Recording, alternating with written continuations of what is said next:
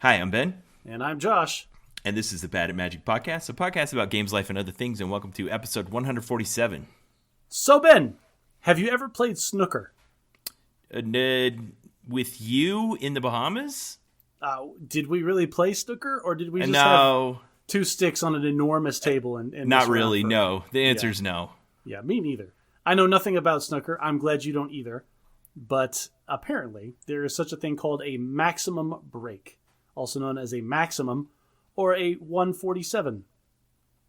Okay. This is the highest possible break in snooker under normal circumstances, and it's a special type of total clearance. This is word for word from Wikipedia. Like you start off, you hit the ball, and every ball goes in the pockets? I have no idea. A player compiles a maximum break by plotting all 15 reds and all 15 blacks for 120 points, followed by all 6 colors for a further 27 points. I have no idea what any of that means. Which adds up to 147 points. I'll tell you what. I will, because I know nothing about this, I will do the extra research and I will find a YouTube video that explains this phenomenon. Of a snooker maximum break. And we will put a link in the show notes. My guess it would just be like a 3-minute video of watching someone basically run the table where they never turn over their turn to the other player because they don't miss any shots. That's going to be the first video I find. The second video I find is going to be an 87-minute documentary about how it works and who did it first. Okay, let's go with that first one. Listeners, click on the link if you want to know more. Josh, so last time I said something incorrect. I was wrong on the internet again. I try to do it at least once a podcast, just for good measure. Just to keep it spicy. Listeners, we are wrong at least 2 things. See if you can spot them. And it sounded like I was correcting you, and I knew I was walking into dangerous territory on one of your most favorite movies of all time, Varsity Blues, yes, 1999. I called you out in the moment. Ben, this was a formative memory in my childhood. I know, Josh. And I also kind of waffled a bit. I'm like, it might not have been this particular movie, but I remember there being a movie about preparatory college football or, football athletes doing something dangerous, and it was so controversial that it got axed from the movie. So, yes, but it wasn't Varsity Blues. It was 6 years before that, and the movie was called The Program. Okay. Yeah, and you sent me a link to the scene, and it was just kids being idiots in the street. And yeah, they 100% would have died. Right. They just went out and laid in the freeway and watched, and cars would drive, on the dotted line, so the cars were driving by on either side of them. But it was at night in the dark. Which is incredibly dangerous. Listeners, don't do that. I don't see how that ever got filmed. Yeah, Varsity Blues doesn't have anything like that. All it has is underage drinking and sneaking into strip clubs until 3 in the morning. Nothing bad at all. Okay, good. Josh, one of the things I love about our show is when we do things that resonate with people and they reach out to us and tell them about it. And it's been a long time since you and I have talked about this. In fact, maybe you even changed a little bit since then. But you used to have a thing that you would do where when you were in the drive-thru and they would say, "Excuse me, sir, please pull forward," you would politely refuse. I love that this sticks in your head so hard because it's not just mine. Well, I don't know why it's such a thing. Like, this person decided to be slightly rude. Not even rude. It's just, they didn't say yes automatically to a question being asked them by a minimum wage employee with no power over their lives. Why does that shock people? Yeah. Okay. So one of my listeners came up to us and said, "Hey, Ben, I finally tried the drive-thru thing." I'm like, "The drive-thru thing?" They're like, when they tell you to pull forward, instead of doing it, just say, "No, thanks, I'll wait here." I was like, "Oh, really? What happened?" And they said, "Okay, so they'd given me all of my food, and except for my drink, which was like a medium Diet Coke. And they said, 'Could you please pull forward?'" And I was like, "What? For a drink? Absolutely not." Yes. I think we've talked about this before. I can see the drinks from my car, bro. Like, if my arm was slightly longer, I could get it right now in the time it's taking me to tell you to turn around and get me my Diet Coke. But that just shows how in, autopilot mode they get. That they're asking you to pull forward for a Diet Coke. Now they've added a full minute onto delivering it to you. That's just inefficient. Yeah. So the listener said to me, so they're like, I thought of you guys in this moment, and I realized this is my chance. I said, "No, thanks. I'll just wait here. Can't you get it? Isn't it right there next to you?" And they were like, they kind of slapped their forehead and they're like, "Oh yeah," and they handed her the drink and she drove away. That's fantastic. I love that this is good job, listener. This is going to be our claim to fame, Ben. This is going to be our humble brag or freebooting or whatever. It's going to be the thing that we are known for in this podcast. 50 years Civil from disobedience. Now. Yeah. It's like, oh, it's that thing from the BAM podcast where you don't go through the drive-through, or it'll just be some urban legend. Nobody knows where it started or where it came from. Yeah. So, Josh, you're on the home stretch for tax season, right? You're working 50 to 60 hours a week right now, and you got about 3 weeks left? I told my staff on this past Monday at the staff meeting, like, I don't know how you all are counting it, but I'm counting it based on the Saturdays that I have to come in here. And there's only 3 left. And so, Ben, we are recording this on Saturday night, March the 29th. And so as of right now, I only have 2 more Saturdays that I have to work. Nice. Congrats. Okay. I was thinking about this the other day because it's long hours, and I was there till about 6:30. I was there from 7 a.m. until 6:30 yesterday. And at about 5, I ran out of will to work. And so I started having to dip into my will to live. And I think that's the real problem with working like all of these long hours, is because you need that will to live all the rest of the time. That's important. Yeah, that's an important resource to make sure you don't run out of. Yeah. I say that kind of solemnly, but 2 weeks ago, 20-something young man that worked in a different part of my office committed suicide. And I didn't know him, but I got to go through this all over again in the private sector, what I went through in the military several times, where, you got all the speeches from the leaders about looking out for the people around you and coming to us if you need help with anything, where they're being really vague and nondescriptive without saying what actually happened. I don't know why there's such a stigma around that. I think that's part of the problem, but I don't know how to solve it yet. I'm thinking about it. I wrote about it this week. Made me feel better. Way to make my joke about working slightly more than I normally do into a real downer. Yeah, sorry, Josh. I've decided I'm going to be a downer when people even joke about that kind of thing. If you're really struggling with the will to live, I'm here. Talk to me. I'm definitely not going to downplay the importance of mental health in any facet, in any professional ideology or any job that you have. It doesn't matter what you do. People struggle, right? Just because, you don't deserve to be mentally sad because you don't do a hard job. That's not how it works. People can be sad for whatever reason that they're sad about, and they need help when they need help. At the same time, I have to imagine that somebody committing suicide in your private sector job is a little bit different. Like, you still go through the same things. Like, everybody says all the same words and reaches out and just reassures everybody, hey, if you're having problems, get help, and we will help you get help if you need that. But it's probably not to the same level of energy that the military probably put into it. Everything you just said is true. Okay. Well, speaking of funerals, my mom called me up this week and she said, hey, one of my cousin's daughters just died this week, but your dad is busy, and my mom doesn't like driving long distances by herself. She put a text out to me and my sister and said, can either of you come with me to drive up to Idaho for a funeral this weekend? And to me, this appeals to my top 2 love languages, which are acts of service and quality time. So I adore my mother, and I was like, great, I can do something for my mom that's an act of service. I've been so far away for so long, I can help her with something, and it's quality time. I did not know the person at the funeral. This is a second cousin. Okay, so the speech you gave was only 15 minutes long. I did not give a speech at the funeral. But it was interesting because, how I think you and I have talked a long, long time ago on the Bad at Magic podcast about how friendship is founded on common experience. And when I got to this funeral and listened to them give the life sketch of this person, I thought I could be friends with this family that I didn't know. But they were just distant enough in geography and relation that we'd never formed a friendship. But it was a 55-year-old woman who had 5 kids, most of who'd grown up and left the house and were starting to have babies, and now she was a grandmother.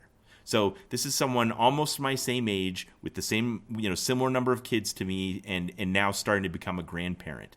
And she was survived by her husband, And when he got up and spoke about what he was going through, first of all, his words touched me the most of anyone's. And second of all, I just felt a great deal of kinship with him just because of all that common life experience. Okay. Active members of the Church of Jesus Christ of Latter-day Saints from Southern Idaho, similar kids and family and life situation, all that. I just felt a great deal of kinship with them. And it really got me thinking all those things you think about, like what if I died and my spouse was going on without me? That kind of stuff. Yeah. Here's the thing. When you die and your spouse going on, it's a sad thought exercise, but in reality, you're not going to care because you're going to be dead. Yeah, so that's the conversation my mom and I had on the way back. We were talking about, well, like, what would you want your funeral to look like, or would you want to be buried or cremated or all those kinds of things? And my mom and I are both kind of like, I don't have strong enough opinions that I feel like I should be able to boss around the living people when I'm dead. Whatever they need to do to make themselves feel better, they can do that. I don't have a lot of opinions about it. How do you want your funeral to go, Ben? I know how I want mine to go. I'm going to ask you first. Well, I want to say my mom's first because I thought it was lovely. She just wants us to remember her and cremate her and bury her ashes in our backyard and plant a rose bush on top of it, which I thought was lovely. My mom has got a green thumb and she loves gardening, and I love the idea of thinking of my mom living on as a blossoming rose bush. 100% the thought process of somebody who's lived in the same house for more than several decades, because in this day and age, like, you're going to get up and move, and that rose bush is going to get ripped out by the new owners in like the first week they're there. So I left off her preface, but you made it immediately relevant. She said, I would want it to be in the backyard of one of you kids that thought you were going to live in the same place for a long time. Got you. See, there you go. Yeah, but you immediately saw the problem in that plan. That's the thing about cemeteries. They're reserved for a long time. However, as I was wandering around Europe, I made a hobby out of going to cemeteries in any town I was in because they're very interesting places. I would always... a weird guy. Try it. Listeners, if you're ever traveling in Europe, go to some graveyards. It's fantastic.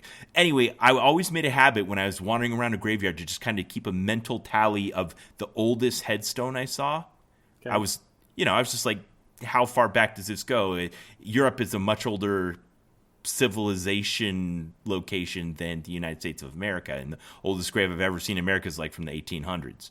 So I would look around, and they must have a lot of turnover. Like, I don't ever remember seeing something older than maybe 300 years. Everywhere I looked, and I was looking. 300 years would put us back in, what, the 1700s? Yeah. Probably a lot of pyres back then. Not a lot of time to dig and carve a headstone. We were in the middle of, what, the Black Death? Yeah, or there was just churn in the political and land ownership, and just graveyards kind of got forgotten about and overgrown and just reclaimed. That's why there's so many haunted places in Europe. They just keep building over the graveyards. Even the churches that are, they know how old it is. This church was built in 1477. It's a miracle it's still standing. That have a graveyard around the outside of them. I would walk around all of those graves and look at the headstones, and they were all much younger than the building itself. I think they were just reusing the land. Sorry, my brain went on a tangent. All I can think of is a church built in like the 1400s. Like, if you're a modern day engineer and architect walking around just thinking like, man, they used way more materials than they actually needed to hold this place up. It should have fallen down a long time ago. You got to plan an expiration date into these things. Keep yourself relevant. No. The reason it's still standing is because they used 8,000 pounds of material where 6 would have done fine. Sure, and they were made out of stone. Yeah, exactly. Yeah. Sorry, I'm taking your somber, like, reflection. It's okay. I pretty much said it. I got to spend 5 hours in the car with my mom, and that was a blessing. And I got to sit there and listen to this family that was mostly pretty... It was pretty upbeat as far as funerals go for a sudden tragic death of a 55-year-old. She'd lived a full and good life, and she was happy and just unexpectedly died, and it was okay. Is it uncouth for me to ask how she died? She had some kind of condition, neurological condition that would give her seizures, and she had one and no one was around, and she went into cardiac arrest and never recovered. That's a bummer. Yeah. It's probably scary. Yeah. Well, there was a very interesting circumstance, and that is her second son had just had a newborn baby that day. And they were in the hospital with the baby, and she was texting them. And when he got up to talk about what had happened, he read all of the texts that she'd sent him that day up until the very last one when she basically the last words she said to anyone on earth. And it was Wow. something like, I love you. I can't wait to see you. What can we do to help? How can we, can we take out the dog? Can we bring you anything? Let me know when you're ready for guests. I want to be there as soon as I can. And those were her last words to anyone on earth. And wow. it was really nice. Well, you get to keep those in a text message forever. That's kind of nice. Yeah. Okay, last question about this kind of downer topic. Ben, you had two people kind of in your tertiary sphere of influence die in the past week. Who's going to be the third? Did they have to come in threes? Everything comes in threes. Okay, so I'll tell you the third.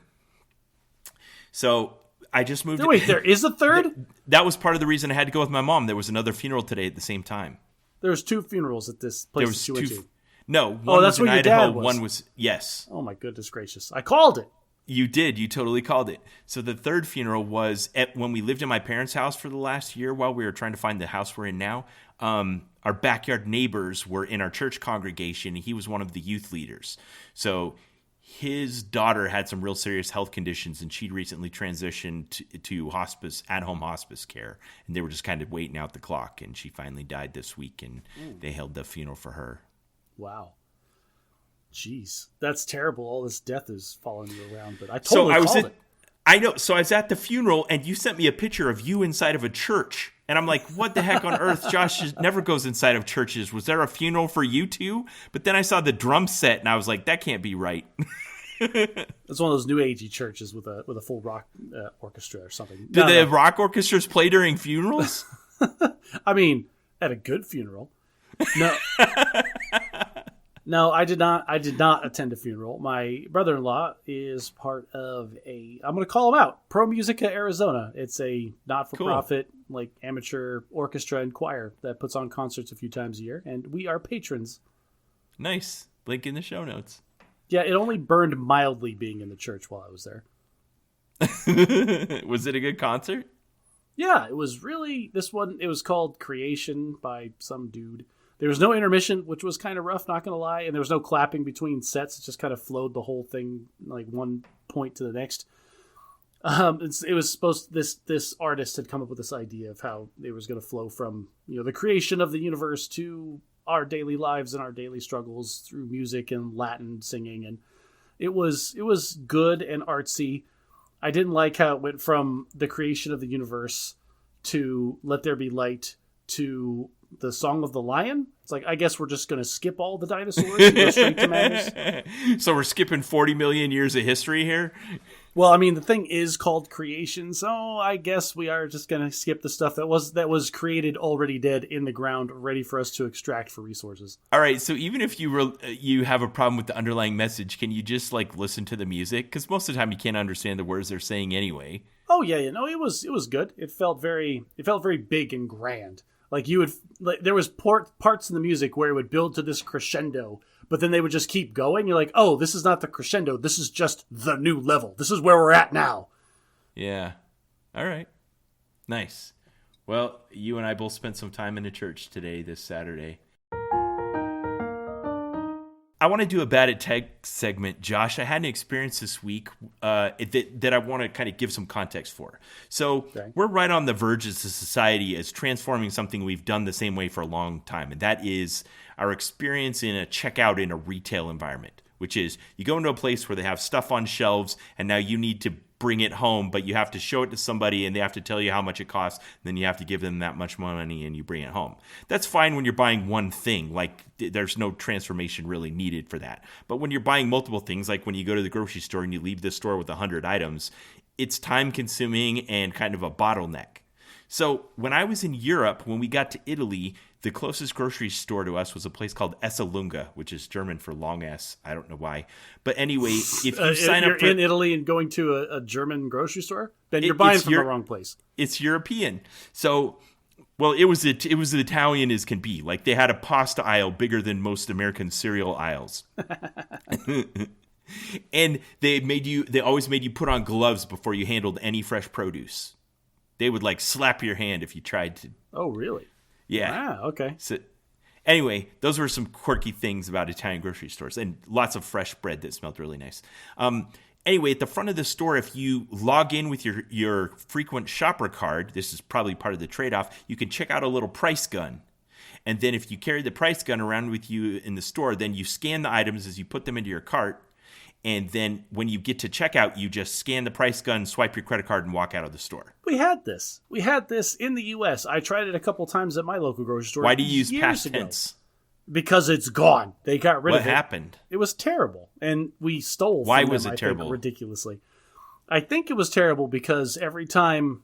So I'd go to the grocery store. The first thing I'd get is a box of 99-cent Kraft macaroni and cheese, and I'd scan that. And then I'd go up to, get like a nice 8-pound brisket that cost $8 a pound. And then I'd scan my Kraft macaroni and cheese again and put that into my cart and just keep doing that. You would not. I absolutely would not because I follow the rules. Everybody I listens. know. But I can only imagine. All right, that's not true. So our grocery store had that for the longest time before they had the pull up and get delivered. So I saw them. And the reason that they got rid of them is because every single time I entered the grocery store, they had this whole rack of probably 50 of these things. And they were always there. Every single one, every time. Just nobody wanted to do it. So Americans don't want to do it. I guess not. Okay, so I'm just starting on my journey here. So as these kinds of technologies are being developed and experimented with, there's a lot of the weighted average happening. There's, these guns make it so that we need less staff, and that costs us less, but then it increases theft, and that costs more, how much less, and all these things are happening. How much does it cost to implement it? Is it problematic? Does it work? Do customers like it? Do they hate it? All of this is happening. Different retailers are experimenting with it. During this time period, Amazon was experimenting with retail quick serve stores where you would have yourself on record and your payment method on record. So you would just walk into the store, pick up what you want, and walk out. That I have experienced. I've experienced that too. Where this one was different. It didn't know who I was, but I booped my card on the way in. This is at the baseball game, right? Is a basketball game, yeah. Basketball game, yeah. Me and my son grabbed an armload of nonsense. There was, in this tiny space, maybe 300 square feet, there was that many cameras.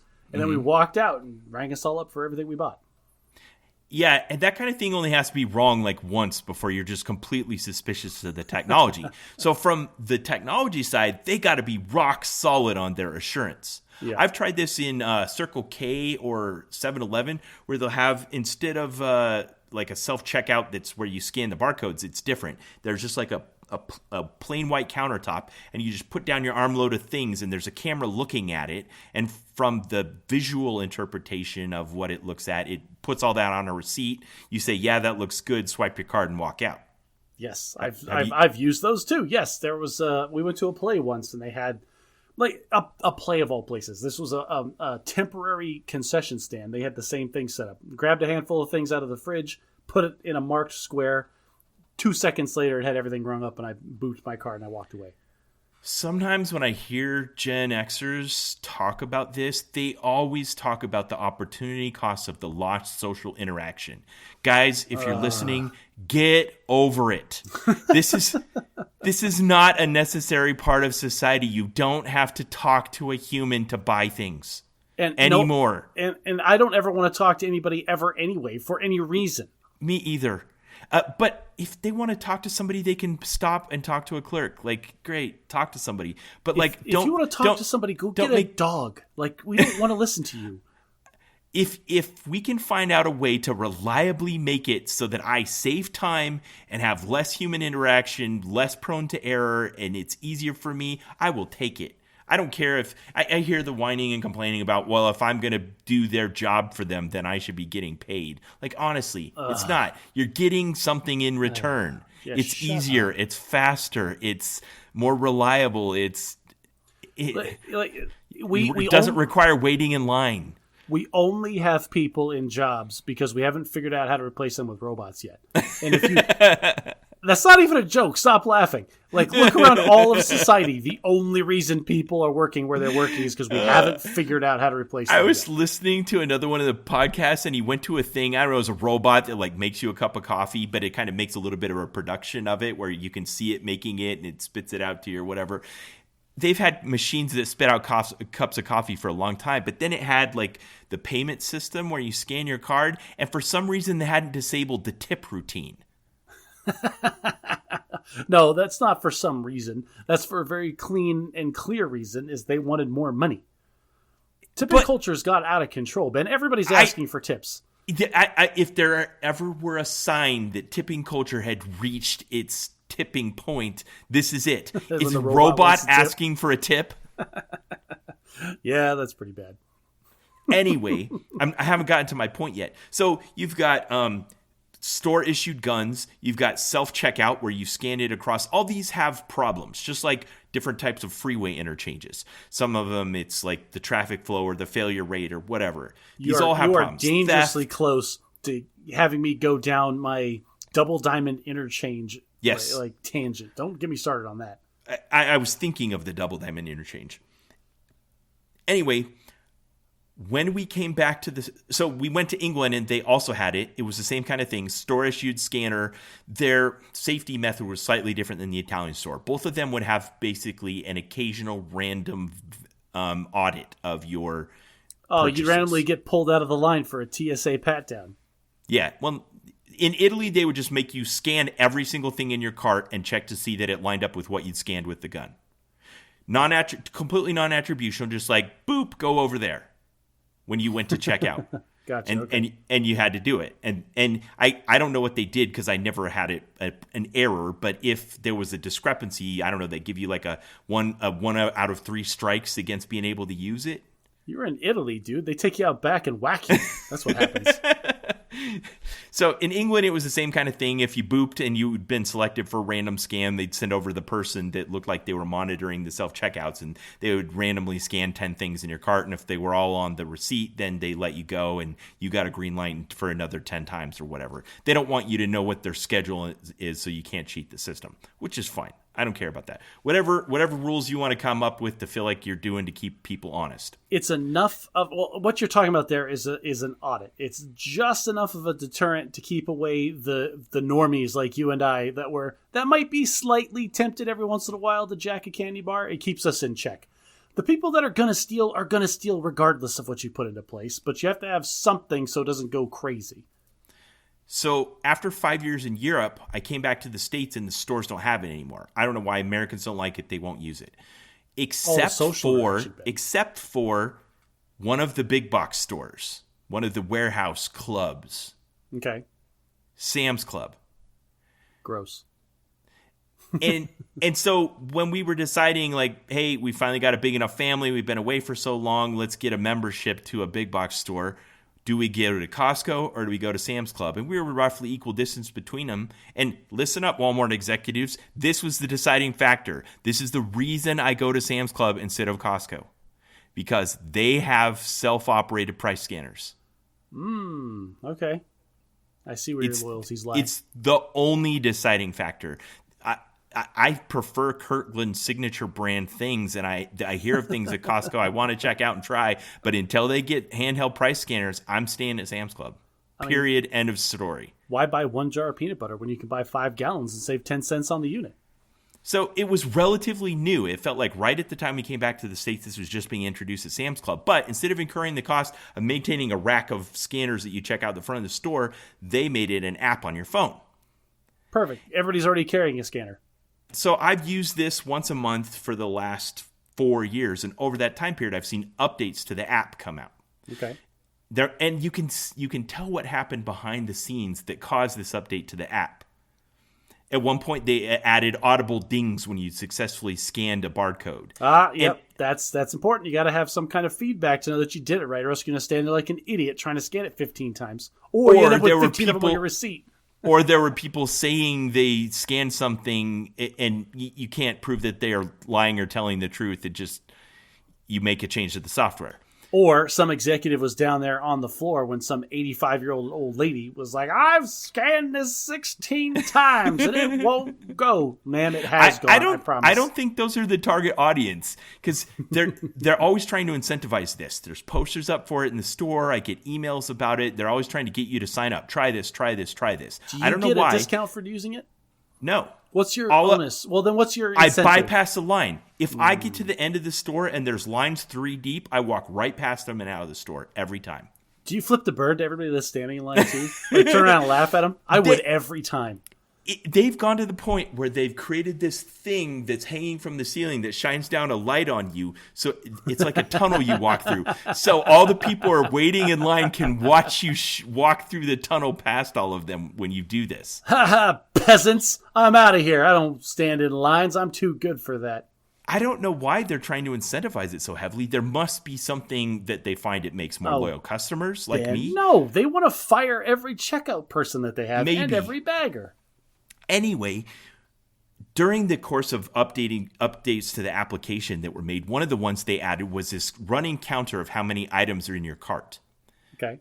I think I mentioned this before. At the end, when you're ready to end shopping, you have to swipe and say, go ahead and charge my credit card. And it came up with this confirmation page that says, you have scanned 15 items. Count your cart to make sure you have 15 items in your cart. Check this box if they're all there. Guaranteed that is somebody that tried to dispute a transaction on their credit card. And this is just one more way of, no, you clicked yes multiple times is on you. There's always a human in the loop, at least still. So what would happen is then it would put up a QR code on your phone, and then when you get to the door, there's a person standing there, and the transaction technically isn't complete until they scan the QR code and then do a random audit of like 5 items in your cart. And that happened every time without fail until this last time I went to Sam's Club. I told you all that so I could tell you this. This last time I went to Sam's Club, they had all the branding up, encouraging people to join this Sam's Club price scanner thing. And near the exit, they had this giant arch with like 5 cameras on it, all pointing down into the arch, like you're about to go through a car wash. This, you see, they only have a person until they can replace it with a robot. Josh, you're a prophet. I love it. So we're like, what is this? My wife was with me. We're like, what is this? And I did the usual thing on the app on my phone. And then I just went through it. And then the lady was there with the gun. And she would have said, you can go. But she says, hey, it says here one of the things that you scanned. It can't find it. And jumble your stuff in your cart around until it pops up. Well, here's what I love about this, because this is way more complicated than putting 3 items on a little white surface underneath 5 cameras in Circle K. Oh, definitely. This is a cart full of 30 items, and these cameras are looking at them from every angle, but they're only seeing a part. There's got to be artificial intelligence at work here. Absolutely has to be. Extrapolating based on the different angles of this image, what this looks like, how big this it's not scanning the barcodes. I scanned the barcodes when I put them in there, and it took them out of their inventory items. Exactly. But these cameras and this arch are just looking at my cart and, like you said, extrapolating what the items are based on what's in the inventory, 3D modeling. And you have to, so obviously anytime they put some new thing in the inventory, they're going to have to scan it somewhere and be like, hey, robot person at the front door, this is the size of the 36 pack of strawberries. You know what I mean? Yes. And we're one step away from me just being able to load stuff in my cart, push my cart through the arch, say I pay for it, and be gone, and not even have to bother with the scanning it part.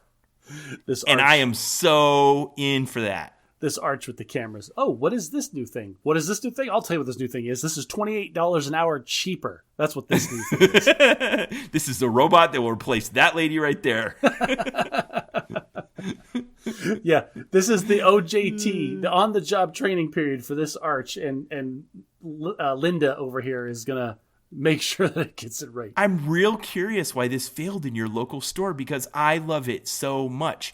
But you just told me something I hadn't thought about, which is that the internet disintermediating, we're now having proxy shoppers, basically. And that's what you utilize instead of doing something like this. Oh, yeah. I drive up to the store, and they put all the groceries that I asked for into my car. And they're right enough of the time that I don't hassle with it. Right, but that's a lot more complicated to replace with a robot. No, it's not. No. Have you seen? Go to it's in Dutch or Deutschland somewhere. They have some enormous warehouse of flowers, and the whole thing is just robots on top of robots. Is it Germany? Yeah, well, Deutschland is Germany. Oh, okay. Well, sorry. I don't know where this thing is. There is some enormous, like, warehouse the size of a small county full of flowers. I get that, robots. But how are they going to fit that in your neighborhood where they have a supermarket? That's the thing about ordering your groceries on the internet is they can put it in place with the little old lady that still wants to walk in the store and put her own groceries in her cart and talk to a cashier. A next generation grocery store is not even going to have the option of going in. It's going to be built by robots for robots. Where are they going to build this? Where's it going to be? It's going to be in the same space, retrofitted, that all the old grocery stores were in because they went out of business because nobody wants to go in there and shop around anymore. This is what I'm saying. Gen Xers that are tenaciously clinging on to talking to a cashier as some type of social rite of passage that you must do each week, forget about it. This is not happening. Corporate America is going to leave all you behind. Like it's a matter of time. Like if you want to go to, like, it'll be some new. All right, so here's how it'll actually start. Is, the grocery stores, they have slightly different names. It's like, oh, I go to Fry's. But if you go to Fry's Plus, they also have like a bar and something. Are we talking about Demolition Man again? The only store that's left is Taco Bell. Everything else died in the franchise wars. They're going to introduce this in one spot somewhere as an experiment. Like, oh, it's the contactless Fry's. You order online, you go through a drive-thru, and they just drop it in the back of your car. Like, you never see a human being because there's only 3 that work there. And that will, once that is a huge success, it'll slowly take over and start replacing all of the other ones until the grocery stores that you walk into are the rarity. And it's a kitschy thing that our kids will go to when they have kids. Their kids are like, what do you mean we have to go inside for groceries? Just have the robot put it in the car like you're supposed to. Yeah, I talked on this podcast about how my son spent a couple of months working in an Amazon fulfillment warehouse that had not yet been fully mobilized, and he just felt like a robot. Like that's all they wanted you to do was just mechanically, repetitively fill orders from the moment you clock in until the moment your shift is over. Excuse me, boss. No breaks. Can I go to the bathroom? Do you have to? Right. Like you're driving my numbers down. And they could track your position at all times. Like, why aren't you moving towards the next item on your queue? Well, everybody, we would have made our quota today if Jairus didn't have to pee in the middle of the day.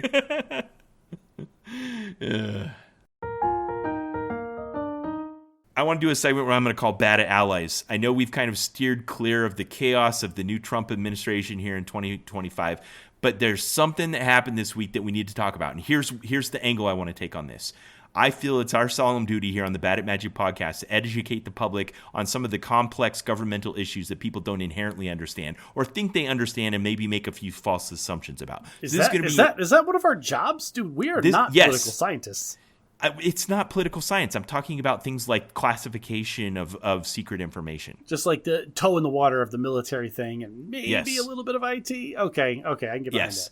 Yes, we're talking about military stuff and IT stuff and government stuff that we know about that the general public doesn't necessarily know about and doesn't have to, except for that sometimes there's a few false assumptions being made. So that's what I want to correct. There's a few false assumptions and a lot of false narratives.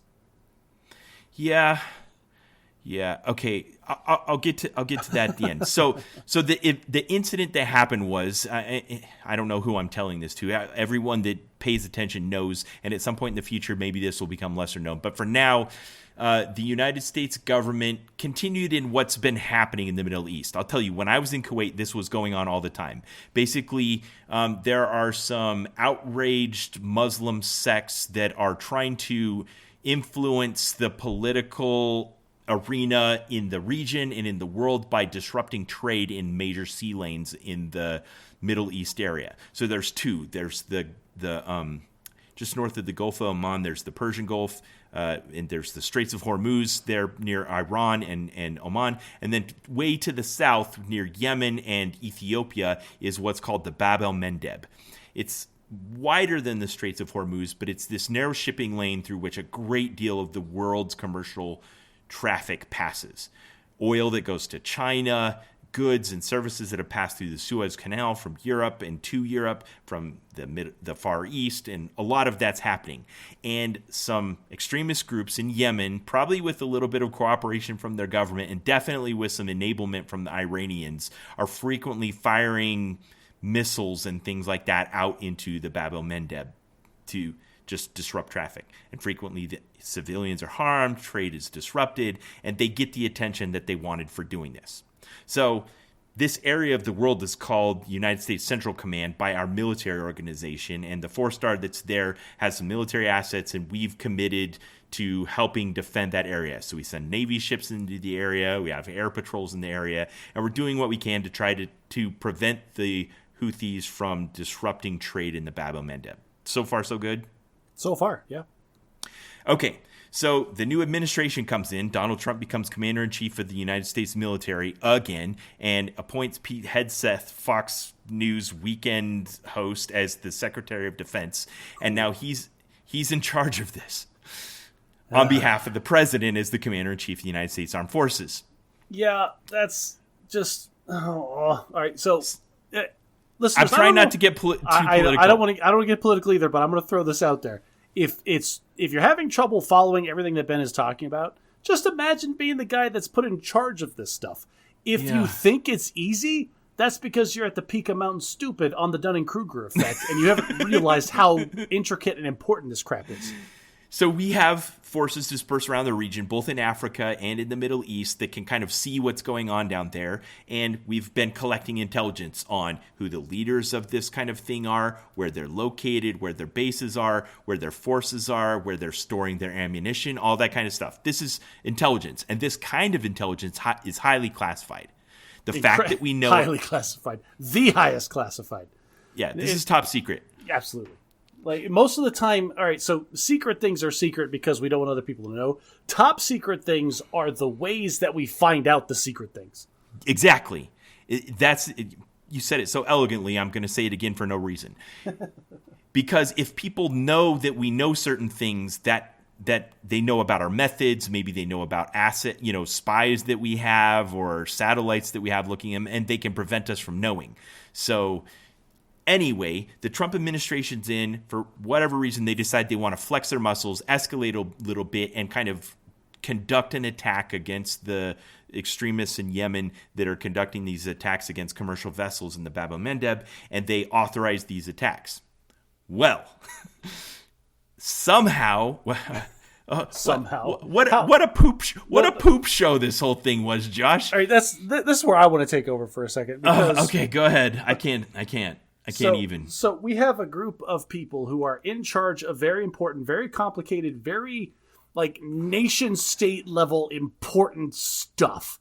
And they decide that the best way to communicate and coordinate this kind of intricate, delicate military operation is through a random app that you can get on your phone from the Google Play Store or the Apple Store. So they're using their personal devices and a publicly owned device that caches the messages on servers in some random location. Yeah, you don't have to know anything about IT to realize, hey, people, you send them. All right, what did I see? Dance like nobody is watching, but send text messages as if the editor-in-chief of The Atlantic is also in the group chat. Well, okay, this app, to be fair, this app is known for being one of the few messaging apps that guarantees end-to-end message encryption. Not at a certain level, and there's some other things that could go wrong. But basically, they had selected an app that was known for being secure, but it was not secure by any means by a lot of the methods that the government uses for this kind of thing. So I'll tell you right now, we have an entire agency in the government that decides what is and isn't good enough for this kind of stuff to be on. Literally an entire agency dedicated to the science of what is good enough to store secured stuff. And this wasn't on the list. This is no chance this is on the list. Okay, so we get these new clowns in government that are using their personally owned mobile phones to coordinate an escalation in a theater where, people are dying. And there's so much at stake. First of all, if their messages are compromised, the leaders of this extremist movement they're trying to target could find out about it and go somewhere else and not get hit. That's one. Hey, hang on a second, Ben. But you just talked about that this has end-to-end encryption. How could anybody that wasn't supposed to be a part of this messaging chain ever be involved or get any of this information? So that's really what's at the heart of this thing. So somehow this group of 14 or 15 highest level government Trump cabinet appointees, it brought a journalist onto their group chat where they were coordinating these attacks. Okay, Ben, this is the first part that blows my mind. Okay, for like a guy randomly gets added to the group chat, and what? This nobody else was notified in the group chat. It was just nobody recognized the number, and nobody had the presence of mind to ask. You know how this hey? happened? There was just enough people in the list that no one was like, I need to go down this list and check every name that's on this list. It's like, oh, there's a bunch of people on here. I know some of them. You know what? Someone else made the list. Hang on a second, Ben. That logic applies when we're talking about the class reunion. Hey, this is the reunion committee. Let's get together and get like a steak dinner. This is the Secretary of State, the Secretary of Defense, the Vice President of the United States. Nobody, not one person thought, hey, is everybody in here okay? I'm going to make a little leap, and I'm going to put you in the seat. So there were times when, say, you were at the 81st or 82nd, I can't remember which it was, and someone said, hey, I detected this critical vulnerability on our communication systems, and they'd send a message on the secret network to you, and maybe they'd copy 15 people. When you got a message like that, would you look through the list of 15 people that were copied on the message? I know there's a reason why not, but did you look through that list and look at every name on the list to see if you knew all those people? No, I didn't look at every name on the list. Right. That's what I'm talking about. And now say why I didn't, though, Ben. Because anyone that could access our secret information system was at least vetted to be safe to know the information. Because to look at this secret information, I had to pass through multiple layers of physical security that I wouldn't have been able to pass without a huge degree of scrutiny that went to me and my background, my finances, the people I associate with. There were so many gates that message was locked behind that there is no chance that anybody that's on this message would not be who it was intended for.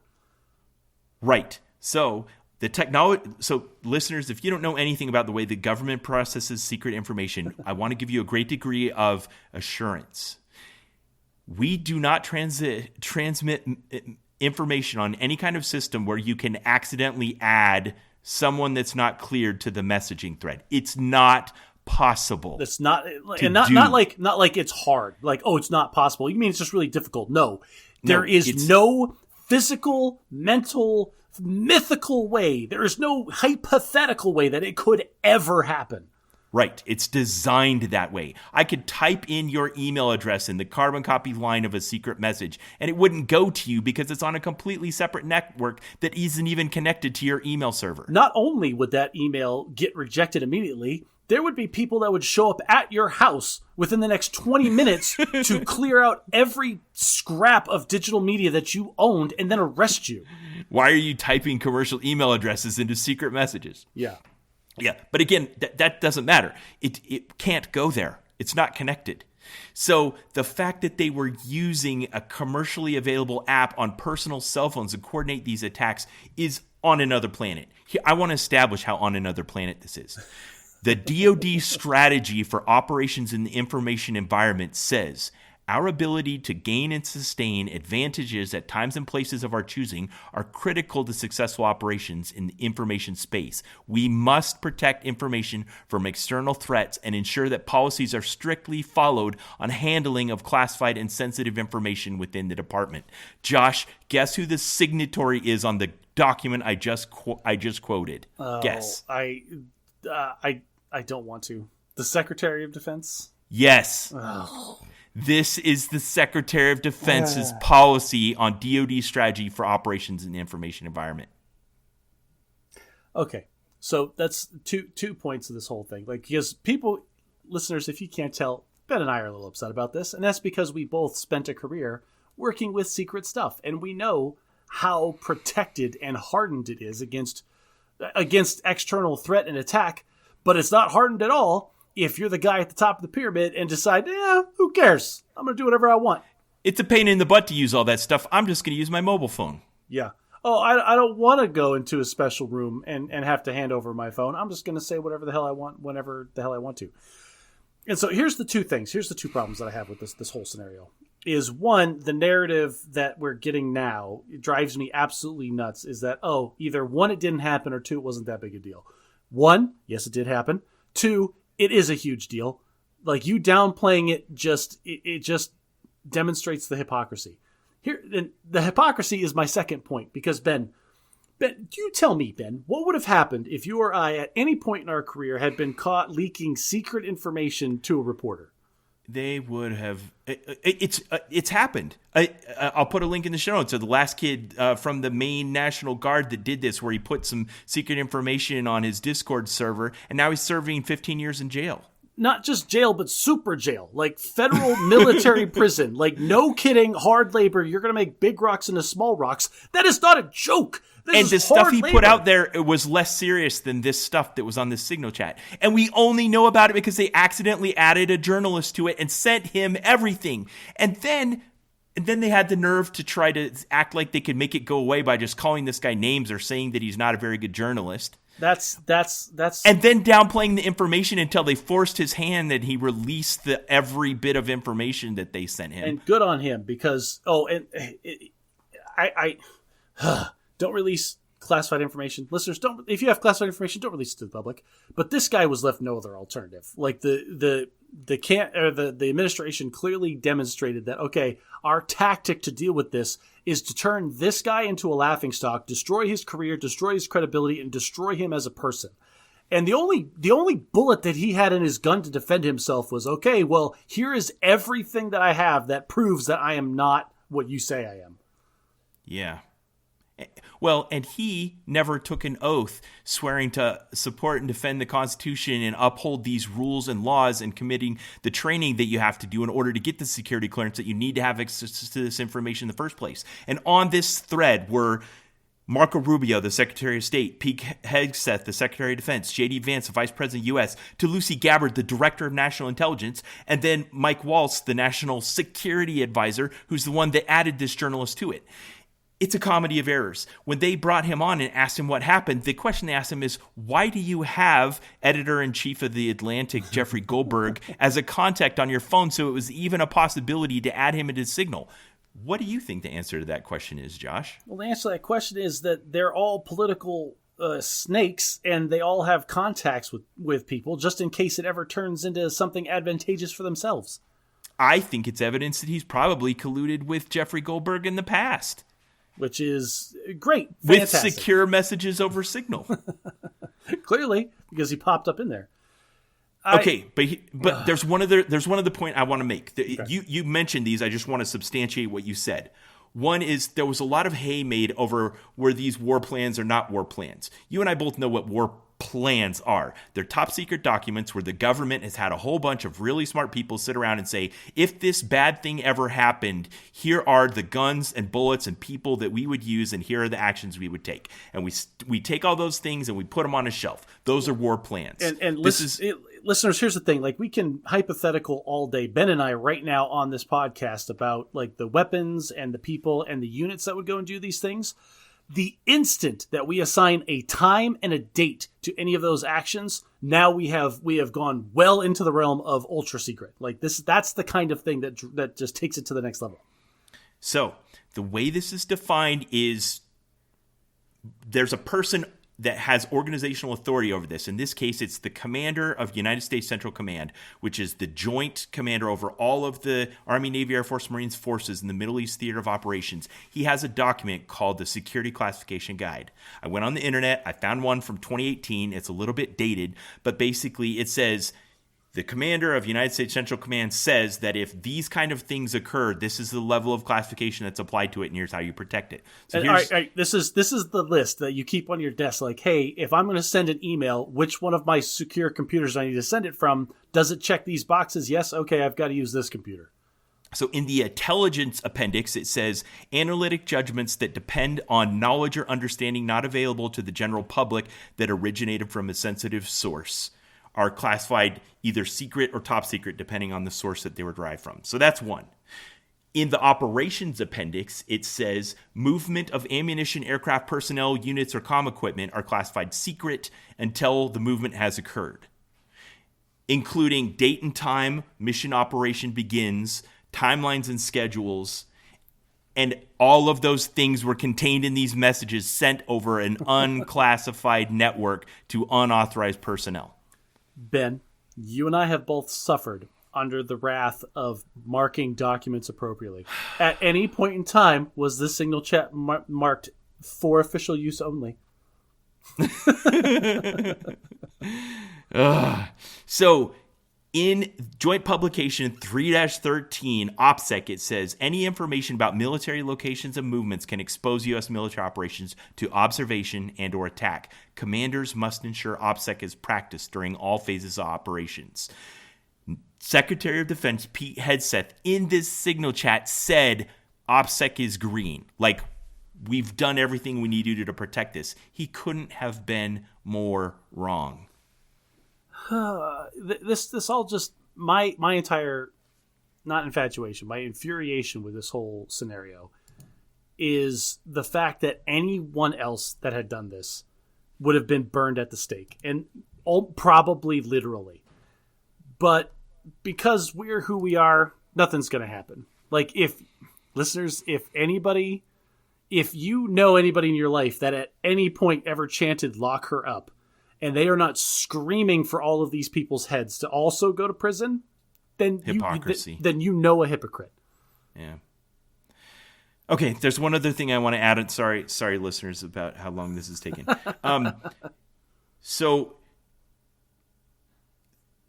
things are deemed classified secret or top secret based on a really simple check that's kind of subjective, but kind of gets to the bottom of it. It is that could it cause serious or grave damage to national security?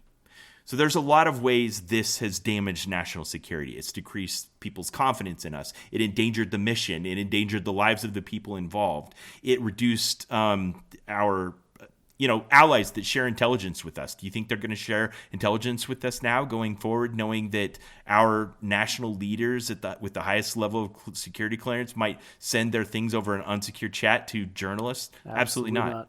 Nope. No chance. Here's another cost you may not have considered. This is a quote. So every military unit everywhere in the world has someone in their unit designated as their OPSEC manager. This is a person who monitors that everyone is following good operational security, ensures that everyone in their unit does their annual training, and conducts or recommends disciplinary actions to the commander if anyone steps out of line.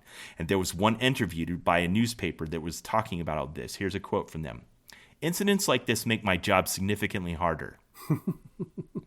When senior leadership disregards OPSEC and security protocols without consequences, it undermines the work we do to enforce these standards. Now we have to spend hours retraining and reiterating rules to personnel who see these double standards and question why they should be held accountable when leadership is not. This is a serious problem.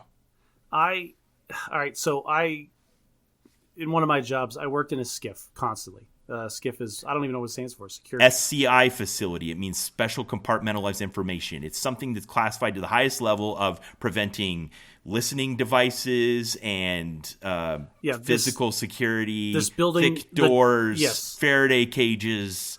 Yeah, there was man traps, like multiple layers of physical security. We worked there constantly. This was our normal and workplace. Electronic security.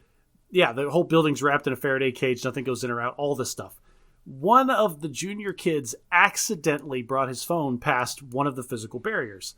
And he pulled it out of his pocket, and he saw it, and he goes, oh, crap, I need to put this back outside. And the major that was standing by him, he goes, nope, that's my phone now. And he took his phone and immediately put it in what we call the degausser, which is essentially a microwave that blasts EMP into electronic devices. Like, he took this kid's personal phone, like, it'd been in there for 3 seconds. And turned it into a brick. And turned it into a brick of precious metals. And then looked the kid dead in the eye and says, you have 24 hours to get a new phone because I need to be able to call you in case of a recall. And now we have a new administration that just looks at that as a nuisance that impairs their ability to do what they're doing and has no regard for any of those protections that are in place. Okay, I'm done ranting about that. We could rant about this all day. I think we are both equally pissed off about it. Josh, I want to do a quick board game Survivor. So I had the pleasure of having my sister who lives in Illinois come visit for a week just because her husband loves her. He's like, I'll take care of the kids. Here's some plane tickets for your birthday. You can go visit your family. Ooh, so she came. Ooh, either her husband loves her very much or they are very much in a fight. Have you ever been in an argument that's so bad that you're willing to buy plane tickets for your wife a plane ticket?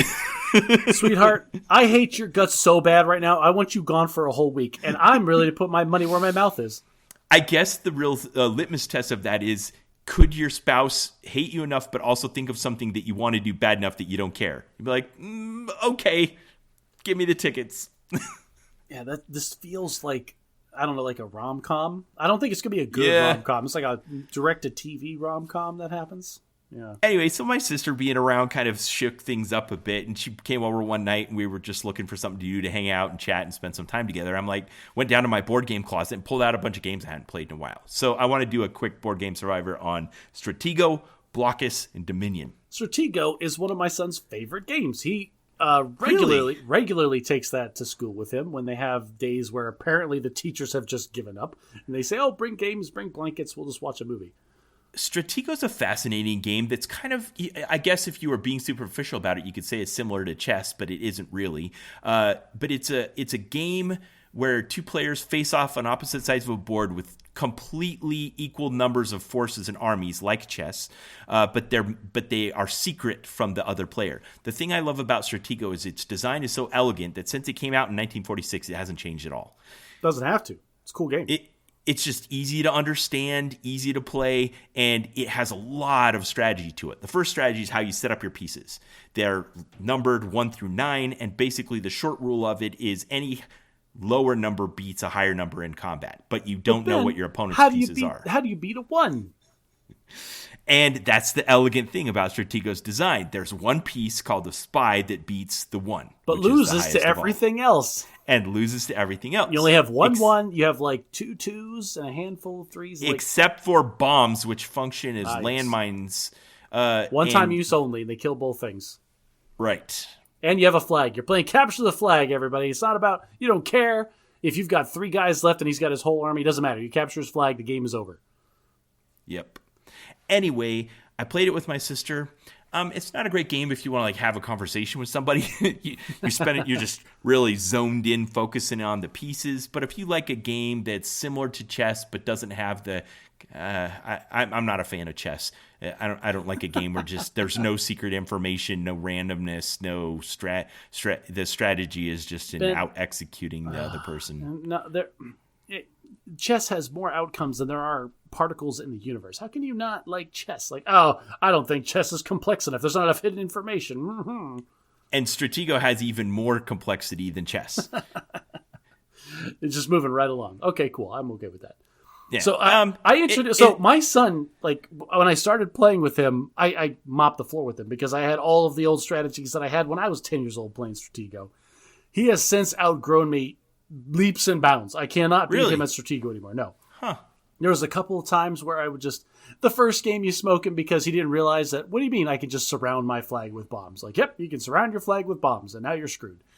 And there was another game where I put bombs away. It's like, aha, I found your flag, but the flag was on the other side of the board, just hanging off all by itself. If you've never done that, that's fun. You use the bombs as the decoy to get them to go the wrong way. Right. There's the one where you just put the flag in the front line, like right behind the lake with those units that nobody ever moves for any reason anyway. And so nobody ever goes and checks them. And so it just sits there the whole game untouched and unmolested. Yeah. There's a lot of those old school, like really dumb strategies, and I never grew out of those because I stopped playing Stratego after that, but my son kept playing, and now, Ben, he's really good at Stratego. When was the last time you played him? It's probably been a couple of months now, but like he set it up, and I had no chance. Anytime I felt like I got into a winning position, this is the craziest thing. It's like he knew exactly what I was going to do because I've got my 1 just chewing through parts of his whole section, and then just all of a sudden he moves 1 piece sideways and it's his spy and he killed me. It's like, how did you know I was going to come with my 1 in this direction? He's like, and he just shrugs because it doesn't matter. Gotcha, Dad. Gotcha. Huh. Okay, so I lost to my sister, and I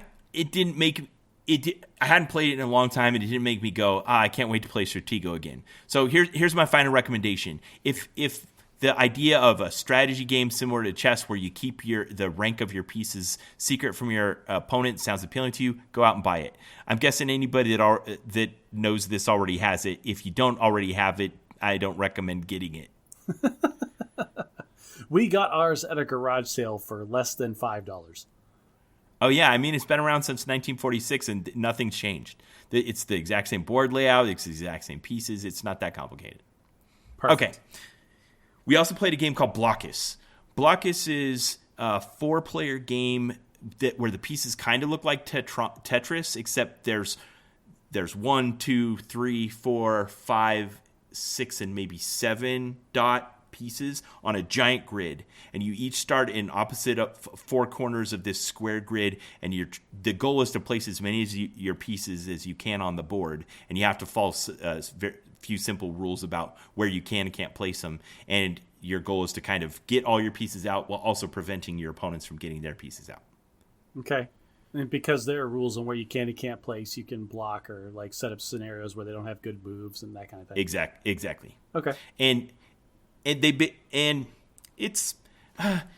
one of those games where I feel like if I focused really hard and thought really hard about it, I could be really good about my strategy, but I just don't want to be that thoughtful about it. But it's also one of those games where, like, if you don't even think, you can just kind of rock up. There's only one rule you got to basically know, and anybody can play in like a second. Turn length is super short. It's a good way to just get 4 people around, and it doesn't require a lot of thought. I lost every single time.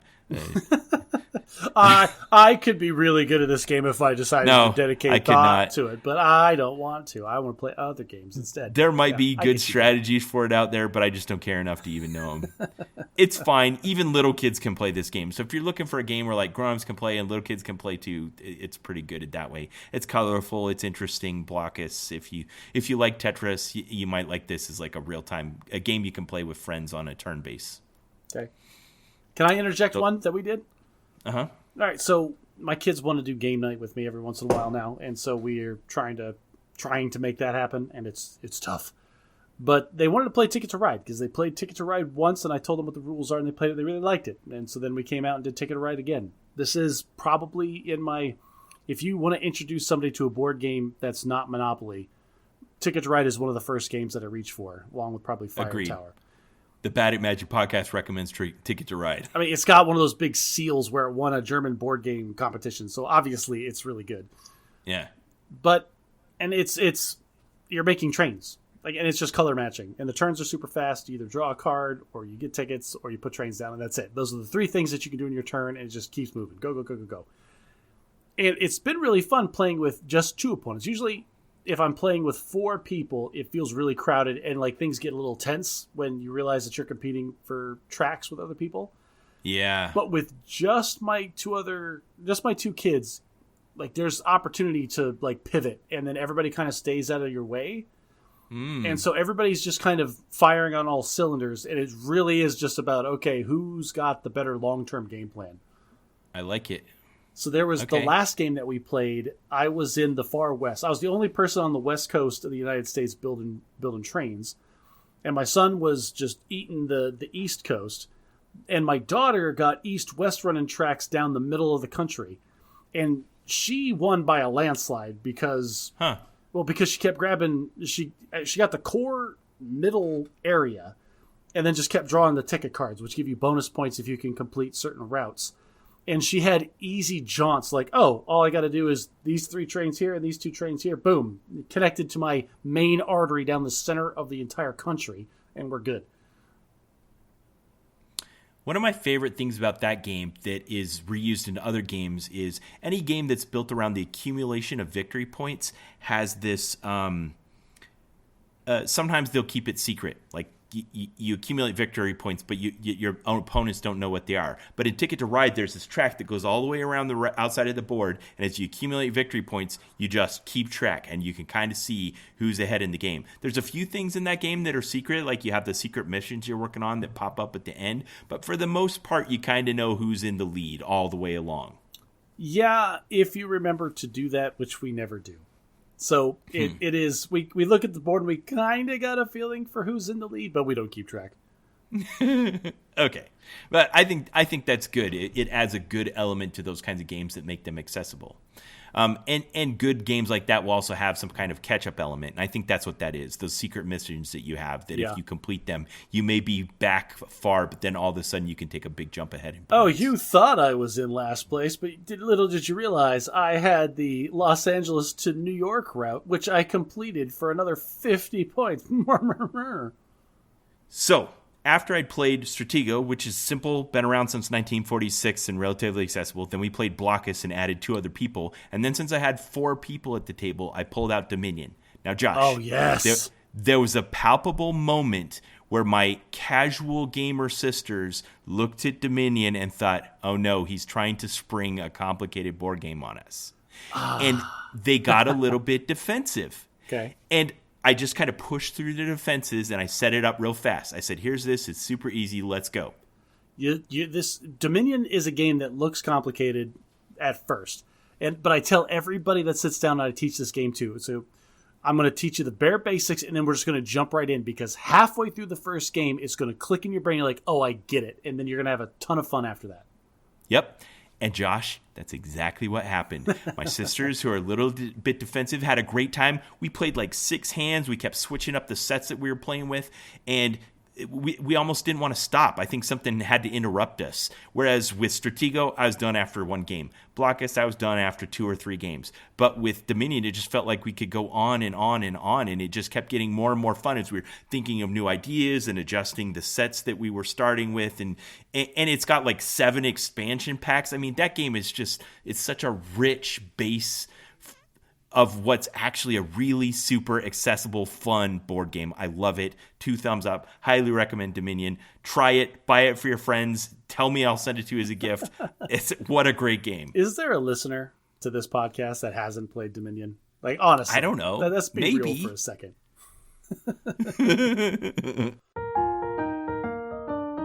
All right, Josh, what are you reading right now? Oh, Ben.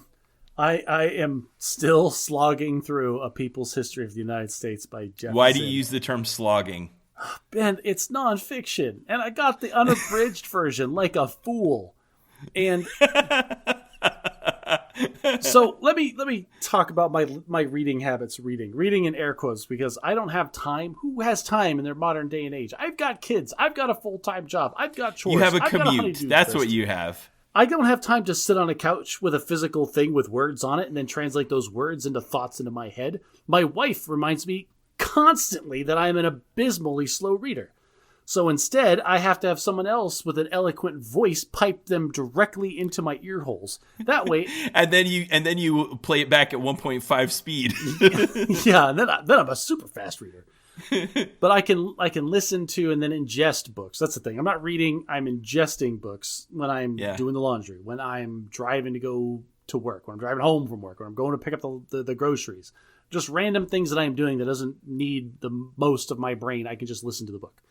Now, a part of that time when I'm listening to fantasy books is also when I run. And I'm trying to run a lot more recently. Oh, no, you hurt your knee. Well, there was a couple weeks where I couldn't run because I hurt my knee, but I'm coming back. I'm back, okay? I'm running now, which is great. And I need running in my life, I've discovered. But I cannot, for the life of me, listen to this book while I'm running. Ben, part of having a good run is I get into this kind of weird pseudo Zen state where my body is separate from my mind and my mind is free to wander the cosmos while my body does this thing that's good for me. And then they reconvene after the finish line. It's like, oh, I read a lovely story. What did beautiful. You do? I did something that was, healthy and energetic, and I have endorphins. We feel good now. And then they high five, and then now I'm a whole person again. I cannot enter my flow state when I'm listening to. Listen, this book is really important. This book has a lot of cogent points. I have learned many things about this book, and this book is making me reevaluate a lot of the core beliefs that I have about this country. But Ben, my God, is it boring. And I can't listen to it when I run. And so there's a lot of time that I would normally spend listening to books that I am not listening to this book. I'm finding other things to do and deciding not to listen to it, like listening to other podcasts or listening to our podcast over and over again. So I still have 7 hours of this book left, Ben. Okay. Who do I need to address here? Mark Zuckerberg. Mark Zuckerberg, if you're listening to this podcast, I want a piece of software that can track Josh's running speed when he's listening to a nonfiction book versus when he's listening to those heavy metal songs that he listens to. And I want to know the difference in speed of Josh's running on the same course depending on what he's listening to. I guarantee there's a difference. There is, because it alters your brain chemistry, whether you realize it or not, which alters your physical chemistry, which alters your ability to do stuff. Like your brain locks away 60% of your strength because you don't want to tear your muscles and bones to pieces. But when you're listening to like a hardcore, like heavy metal bass line, you get a couple of percentage points back from that. No doubt. Okay. So you haven't been making very fast progress because you can't listen to it when you run. Sorry, Josh. There are some really interesting parts of this book, though. I just got done with the chapter talking about the Vietnam War, and like I knew, you kind of know that, the Vietnam War was unpopular. You have no idea how unpopular the Vietnam War was. Not only that, but how, Ben, I don't do a lot of reading about the Vietnam War. We were straight up the bad guys. Like, there was a regime that we didn't like, and so we inserted ourselves with a third party to take over a country we had no business doing anything in. And, like it was just a thing. Made up reasons to be there, killed a bunch of civilians. We were the bad guys from start to finish in the Vietnam War. I had, like I mentioned last time when we talked about being veterans, my uncle fought there, and we were talking about what it means to be someone who was either conscripted or volunteered to defend your country at a time when the civilian leaders are conducting an unrighteous or unlawful war. What level of culpability does an individual veteran bear for that? Well, and there was a ton of people that were conscripted, drafted, and went to Vietnam, and then, while they were there, refused to go on missions. Towards the end, there were B-52 pilots refusing to go on sorties to bomb more villages. There was people in the States that were refusing to answer the call to draft and served many years in prison for it. There were people that were breaking into local draft offices and burning the records that were in there to make sure people didn't get drafted. Nuns were breaking into draft offices and destroying government property to prevent people from going to this war. I wish you'd had this knowledge when we talked about this last time. I know. How pertinent would that have been? Right? These are very unpopular things to do as a method of trying to staff your country's defensive forces. We're not rehashing episode 146. I can't. All right. So I want to disabuse you of something. I also, when I'm running, if I'm bored with a nonfiction book I'm reading, I'll stop and just put on Avril Lavigne's Best Damn Thing album or something like that. Your choice of running music is wrong, but that's okay. Her anger gives me joy. You haven't finished it yet. Did you have anything you wanted to add from it? Like I said, it is. I'm learning a lot, and I'm reevaluating a lot of things. And holy crap. Maybe this is just the bias of this book. And that's the thing that I'm trying to take with a grain of salt. Like, I'm not trying to listen to this book like it is the gospel. Like, everything he says is absolutely 100% correct. But it is a different perspective. And it's hard not to listen to all this and be like, wow, like the entire history of America really has been rich people against poor people. And it's hard not to get that message from it. Okay. Well, I haven't read it, and I don't know that I put it on my list yet, but I'm considering it. Get the abridged version. I just finished reading The Chosen by Chaim Patak. I mentioned it last time because I'd started it, but now I'm done with it. It came out in the late 60s. It was by a Jewish author writing about two fictional teenagers living in Brooklyn, two Jewish boys living in Brooklyn in the 1940s. This felt like a good example of the kind of mind expansion I get by deliberately reading things I've maybe hadn't avoided deliberately, but just trying to try new things.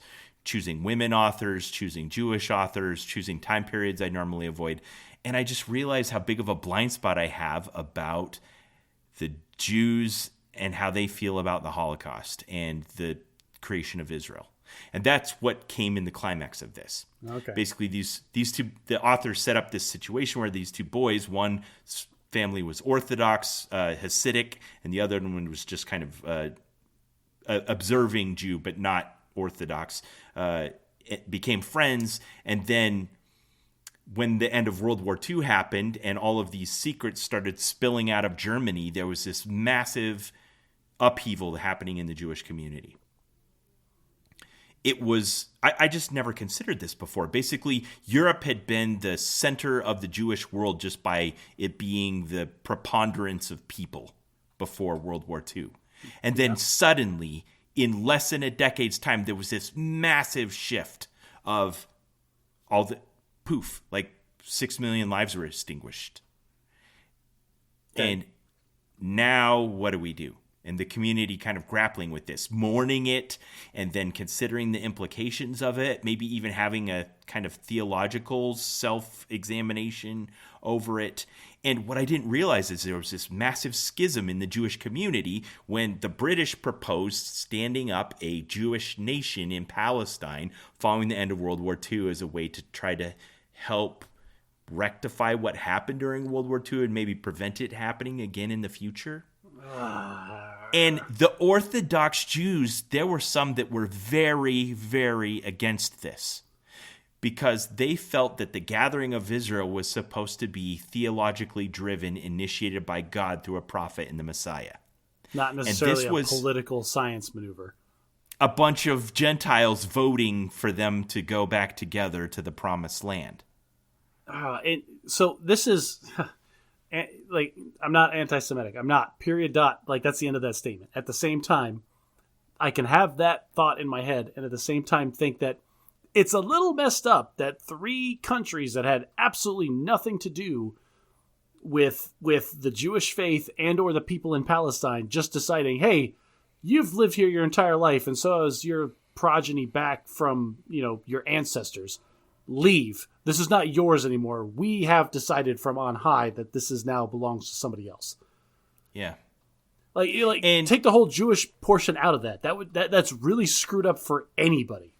So the Jews in New York suddenly became this cultural epicenter because they kind of had universities and functioning society, and there was a high concentration of them. So all of a sudden there was these movements popped up, a little bit of terrorism, giant rallies, intellectual writing and debates, public. They rented it. They filled up Madison Square Garden with people, thousands of people listening from the streets.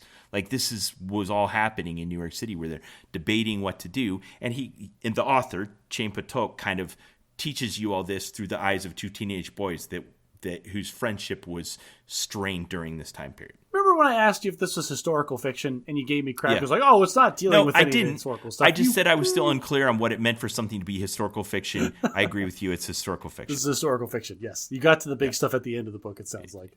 Yeah. Anyway, I want to do some... I've said everything I have to say about the Jews in Israel and the Holocaust. I want to do something fun. So the Hasidic Jews communicate with each other almost exclusively in Yiddish. And I didn't know a lot about Yiddish, so I did a little bit of research. So I want to do a segment I want to call Bad at Yiddish. Oh, we're absolutely bad at Yiddish. We don't speak a word of Yiddish, Ben. Did you download Duolingo again while I wasn't looking? What's going on here?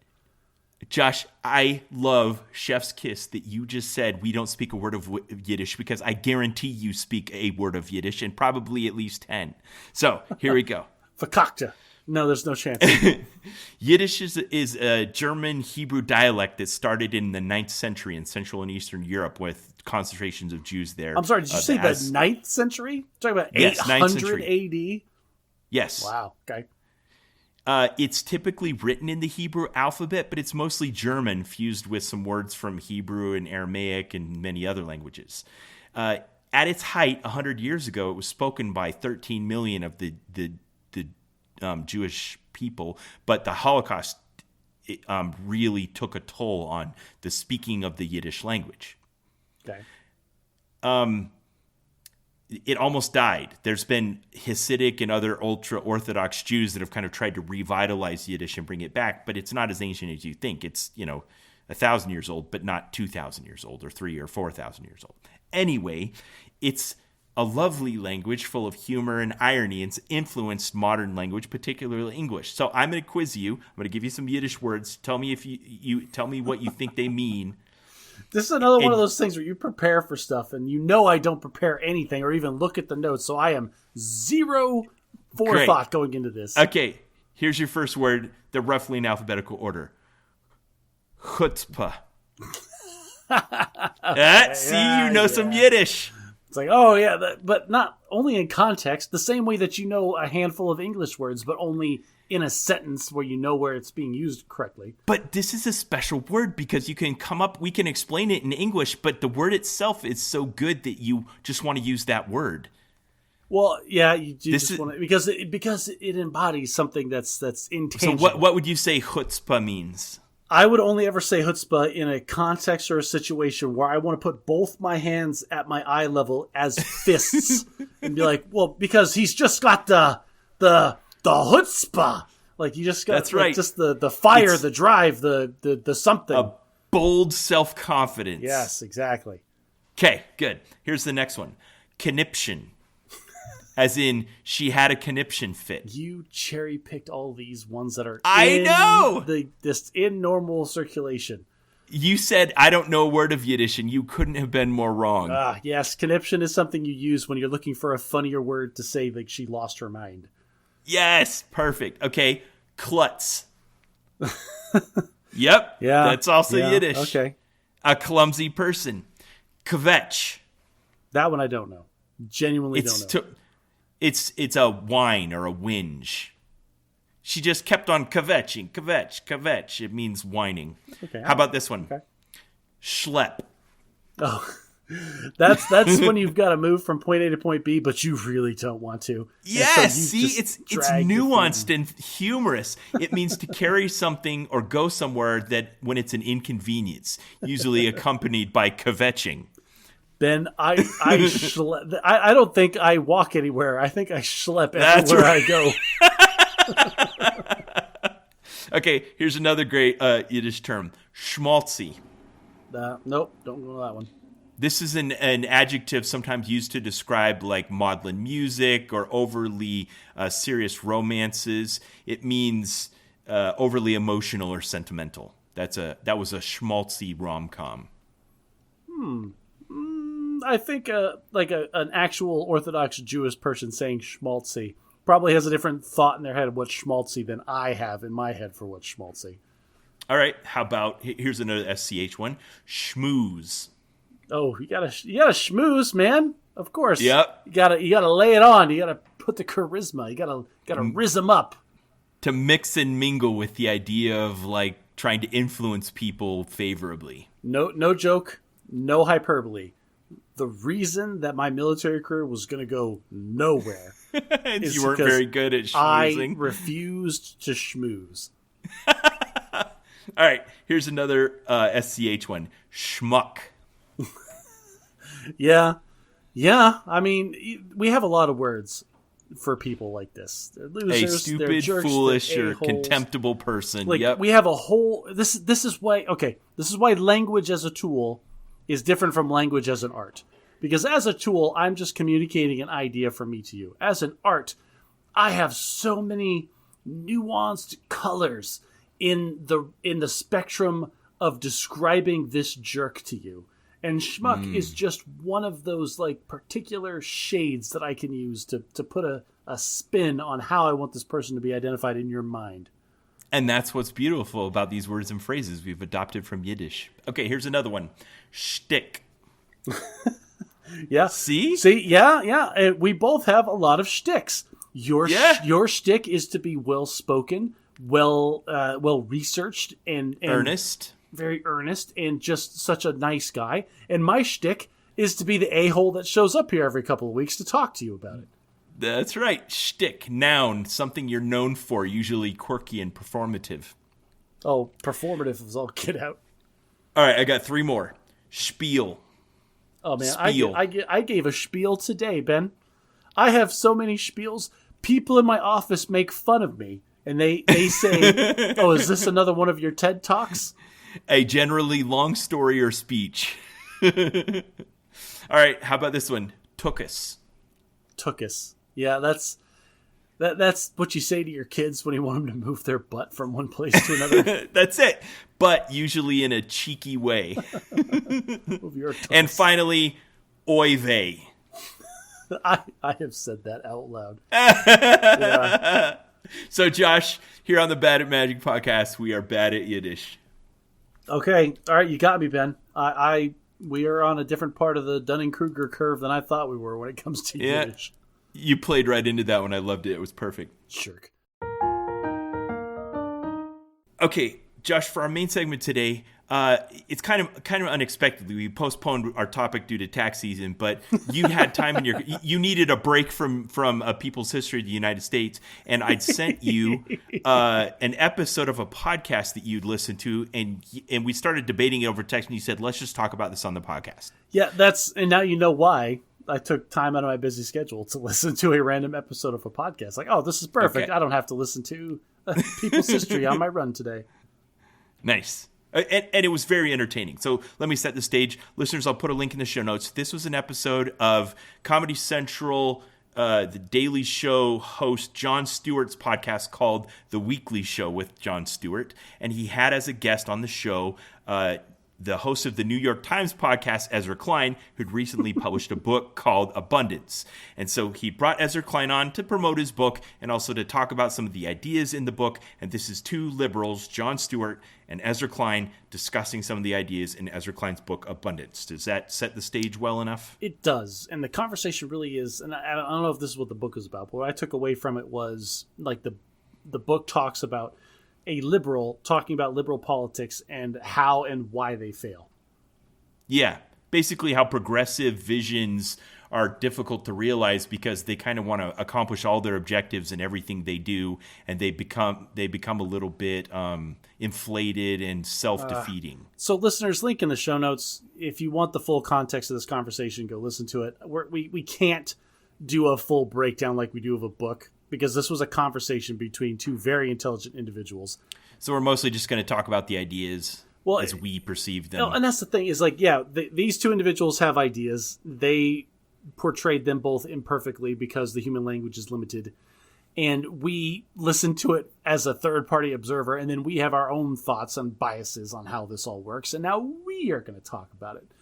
And what started our debate, and I deliberately want to start with this, is because the first, I believe, like half of this podcast episode, they're talking about a very specific scenario, and that is Biden's one of the rural broadband rural broadband bill. Yeah, they're talking about the rural broadband bill. Well, all this money was coming down from the federal government, like build rural broadband in your states, and the bureaucratic process that was put into place for states to apply for and get this money so they could actually do the thing that the government said that they wanted to do.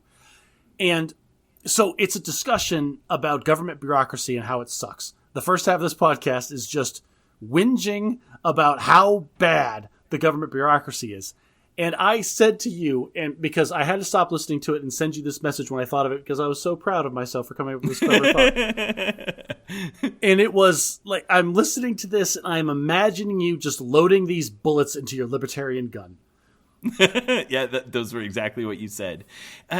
And I'll be more generous than that. I'll say I was listening to this, and I think this is just a great example of how you have progressive ideas and visions, and how they just become weighed down in the weight of their own execution.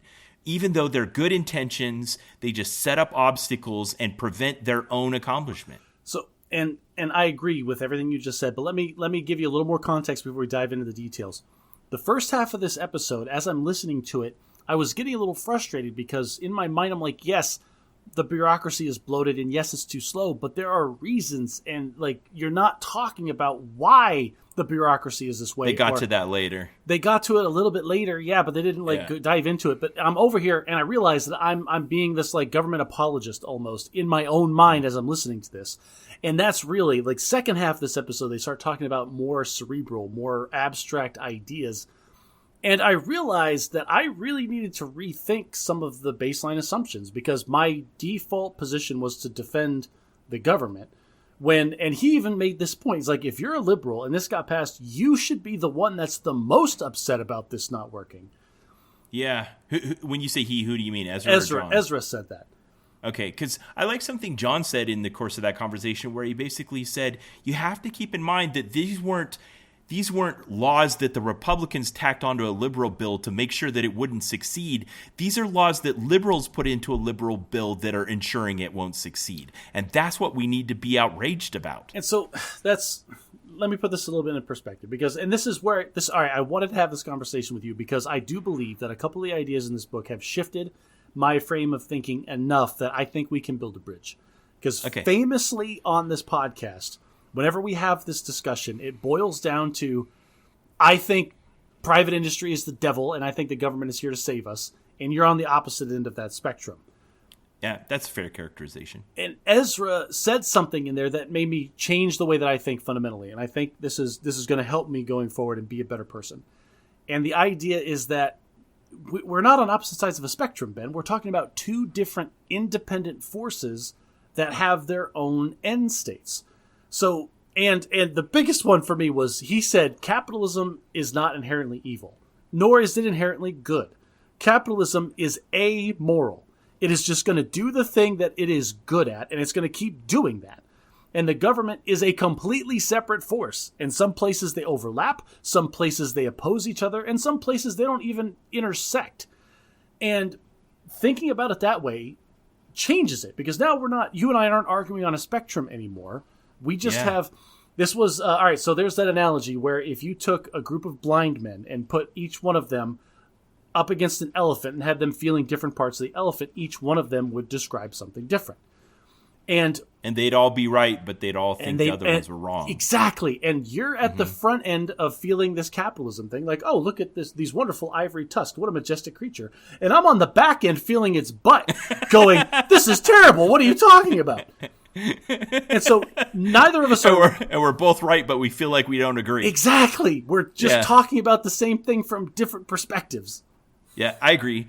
In fact, as you mentioned you wanted to talk about this, I was thinking, what is the form of this recurring argument that Josh and I have? And it's just like you described. You are talking about how you recognize the flaws and the problems and the examples of corruption that exist in the execution of capitalism and free enterprise. And you think the antidote to that is government. And then I see the flaws and the corruption and the inefficiencies of government and think the answer to that is capitalism. And we talk past each other. Yes. We're both trying to approach the problem, but just from two different vectors.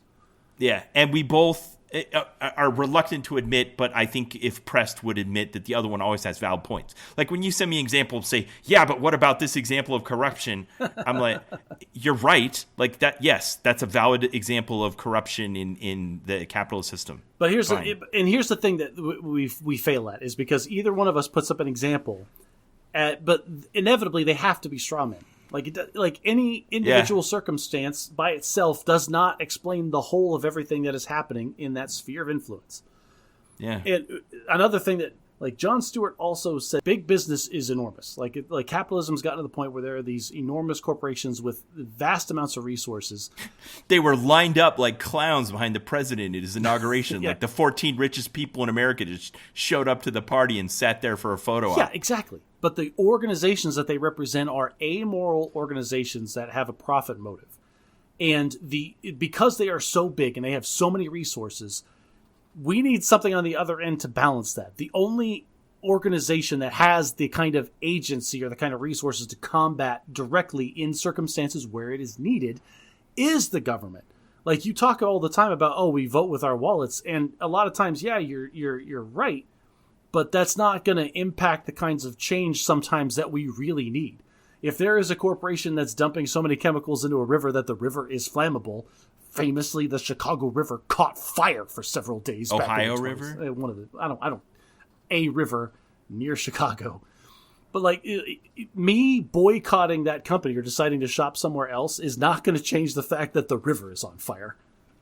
Yeah. Yeah, and just like you said, in instances like that where you bring something like that, I kind of feel, like you said when you were listening to John and Ezra talk about this, you felt this knee-jerk reaction to defend the government. And when you say something like that, I feel a knee-jerk reaction to defend private business, not because I think that those actions that you gave in that specific example are defensible. I don't. It's because it doesn't change my mind that I think that profit-based motivation is the answer to the problems of government. And this, so all right, this is gonna be really hard to talk about because there's so many points that I wanted to discuss this with you, because again, I think this gives us a framework where we can build a bridge. Okay. And I will agree. This guy lays out an example of the rural broadband of Yeah, this is a huge bloated bureaucracy that nothing is happening. And this is the reason that progressive politics fail, is because we passed all this legislation and there is no tangible benefit. We haven't seen it yet. And that's because we have a 180 million step process to get from point A to point B, because, at this point we have to wait 6 months for people to apply for it, because you want to give an opportunity for everybody to apply. And then we have to have a period where people get to object to it, because we can't just do stuff in people's backyards without giving them the opportunity to voice their opinion on it. Like, this is the thoughts that I kept having while he's talking about this bureaucratic process. Oh, we have to have a bidding period for this long. It's like, yes, because we don't want politicians to just hand all of their money to their brother-in-law, who may or may not be a person that can actually do the job that's supposed to get done. That's why we have this process, but it adds X amount of % time. Can some of that be cut down? Absolutely, and I think it should. Jon Stewart made another excellent point where he's talking about, instead of spending all of these time and resources on the front end and making it so much harder for anybody to get through the process, making it so much harder for 97% of the people to get through the process because you're trying to catch the 3% before they do, instead, just find and punish the 3% on the back end and make it easier to access the help and the services that these people need. And honestly, yeah, I can get behind that. The thing that stood out to me in their discussion of these 12 steps that took in 3 states had successfully made it to the start line where they might get some money after 3 years. So far, 56 different jurisdictions had applied, and 3 have made it to this final step, yes. Which is, they don't have money yet. They just might get approved to get it. They might get approved to get the money to Well, but this is this is the point where all the plans are made, all of the bureaucracy is done, and like, if it gets funded, then it just goes. Now it's on autopilot. I have contractors get paid from this fund source. Give us rural broadband internet. And this is okay. I have to make this point because they did not make this point on the podcast, and it drove me nuts. Go ahead. This is the reason that we need to have government in some instances where business is going to fail us. You've said this before on the podcast. Can I try to say your point? Let's see if you can predict my point. Yes, go ahead. Okay. That particularly in the case of rural people, they don't represent a big enough customer base that they could get big business to sway to their needs. So government has to put their finger on the scales so that they can be treated equally. Thank you. That is exactly the point. Without this program, in no universe does it make any sense to pour this amount of money into infrastructure to serve such a small population. And so it has to be subsidized by an external agent that has the resources to fund something that otherwise wouldn't happen. Yeah. Okay. I don't necessarily agree with this solution. The thing that really stood out to me during their discussion was that this was a law written by liberals for liberals, and the progressivism was just starting to collapse under its own weight. Like, they named all the different steps in this thing, and it wasn't just about preventing capitalist corruption. There were also steps to ensure diversity, equity, inclusion. Yeah. There were steps to ensure equal opportunity and environmentalism. And when they decide that they have to try to enforce their entire idealistic agenda with every single piece of legislation, it collapses under its own weight. Yeah, it's too much. I agree. I think the problem was none of this was a deliberate decision. What happened was, at the highest levels, they passed this legislation. Here is the money. Or here, I'm going to take this money, I'm going to give it to the organization. The organization goes, okay, let's set up the standard process that exists for the way that we give out large amounts of money based on all of the other things that we have done up to this point. This is an accumulation of rules. Nobody sat in a room and drew all of this up from start to finish, like, because this legislation was passed. This is just the machinery. This is how bad and how thick and how slow the machine has gotten over the years. Okay, I love combating this problem. I've been doing it in my new organization, and I hated it in the Air Force because I felt powerless against it. This is the idea of when your organization has processes that are one-way gates for allowing good ideas, there's no one weighing the totality of it all. The example I always gave in the military was ancillary training. Like, anything anyone thought was a good idea to teach people, there was a one-way gate allowing it to be added to the pile of everything you had to learn in a year. That's the key right there. What you just said, additive. Everything in the government is additive. There is no such thing as, was it subtractive? Is the opposite of that? Yes. Yeah. Nobody's ever going to come into this Rube Goldberg machine and realize, hey, this part sucks. Let's get rid of this part. No, Right, because 18 people are going to come out of the woodwork. You'd be going baby. against a progressive agenda. Yeah, exactly. Be like, hey, take this out. It's distracting and slowing down the thing. What are you, against environmentalism? Why do you hate the environment? Yeah. Which is why it got put in the first place. It started as a clean process, and then somebody shows up and is like, hey, we really should think about the environmental impact of this thing. And to be fair, there is a risk there. If you're a progressive and you fund this multi-billion-dollar bill to send broadband, and you just try to get it through as fast as possible, and you send the money out there and the contractors go out and start destroying habitats or endangered species or something like that, they'll point back to the progressives that funded it and say, see, you guys are hypocrites. That's a big risk. That's the other part that they were talking about, is they put it from a perspective of, you need to give, civil servants are good at their jobs. They have been and they always will be. These are people dedicated to what they do. You need to give them the leeway to make these decisions and do the things that they're good at. Now, here's the problem. That's what they said, and that's the positive side of this double-edged sword. The other edge of this sword is people now have, if you're going to enable or empower people to take responsibility and make decisions at this level, they have to be willing to accept the responsibility if and when it fails. And they have to be allowed to take the responsibility and not be destroyed if and when it fails. Too many times in government, if you make a bad decision or it falls on you, you don't have the opportunity to make another bad decision. You only get one strike and you're done.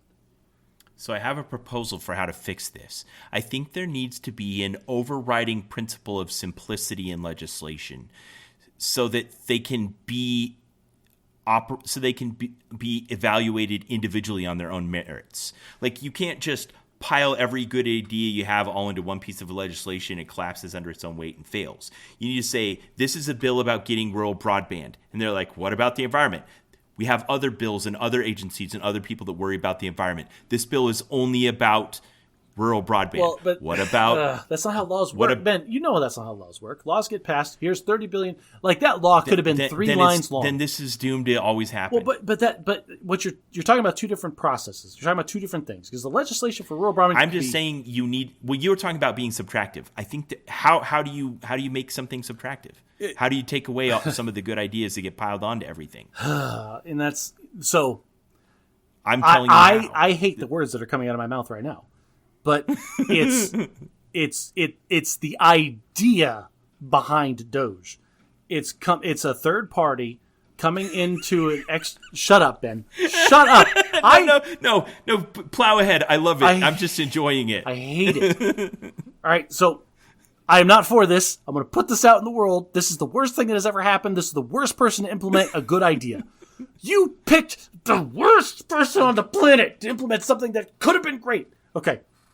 Because I agree with you. That's the boiled down idea behind the Department of Government Efficiency, is to just go in and take an independent look at this and say, where are some instances that all of these good ideas with one-way gates have been additive and have become too much? If the idea of Doge was implemented in a good faith way, where it literally was just, hey, we respect all of your expertise, we respect everything that you do, and we respect everything that you're responsible for.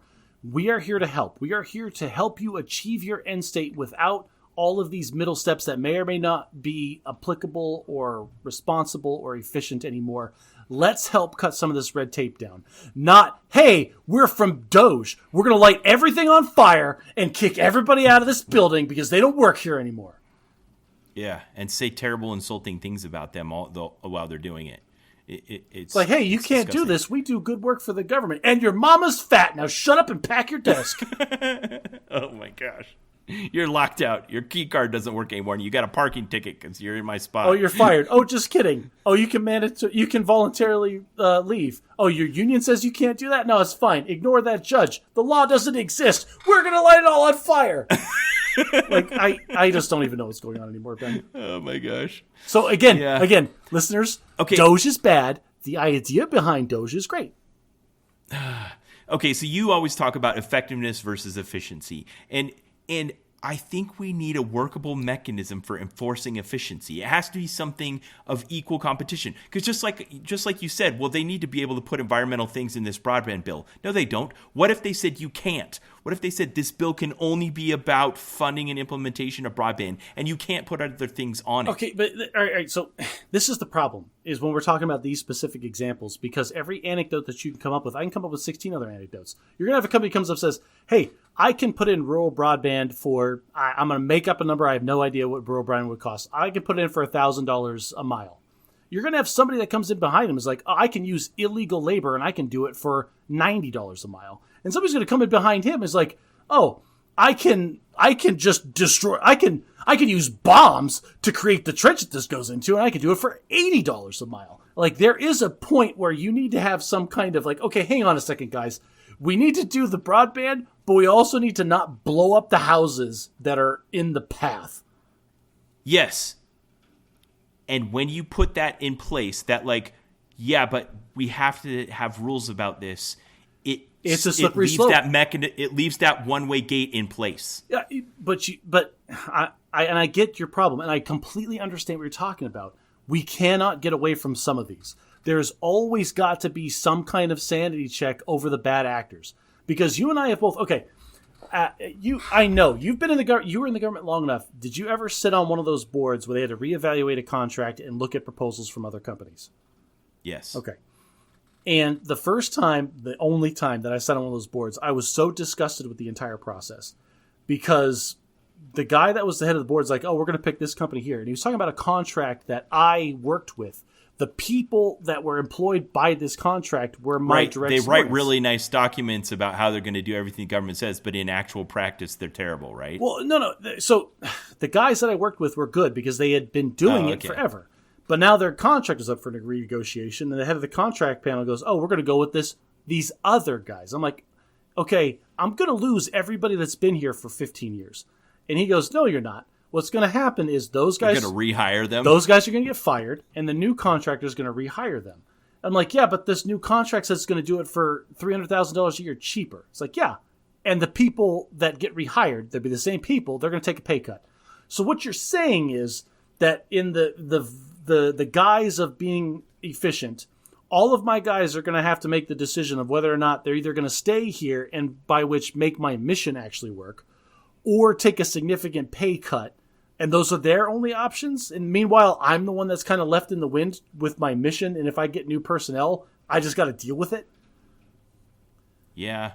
Well, and that's part of what's going on with Doge right now is contracts are one of the least protected things. There's no unions or rules that enforcing them, so they're just cutting them left and right. We'll see how all the dust settles on that. So this goes back. You sat on these government panels, looking at these contracts. There has to be some level of sanity check over, okay, this guy, like, because you got proposals. Here's the proposal from the company that's currently doing it, and here's a guy saying he can do it for half the cost. What corners is he going to cut to make that happen? These proposals were 30-page documents with attachments and tables and everything, where these guys were professionals at writing the kind of contracts that make it through all the hurdles that the government sets up to evaluate those, but really has no objective way of understanding when it actually comes time to execute if they're going to be able to do it or not. So, like, that's a fancy way of saying what? Like there is always going to be a lower bidder is my point here. Yeah. But the government's even gotten away from saying stuff goes to the lowest bidder. They don't even use that terminology anymore. They call it the, I can't remember the name for it. It's like the most effective provider or something like that. Basically, the lowest bid that you believe can do the job. And here, not just the lowest bid. I get it. But that, right, what you just said is the crux of the problem. Because whoever can most effectively do the job is a subjective evaluation that somebody has to make. And we, as government, the government does not like anything to do with subjective because we don't trust people.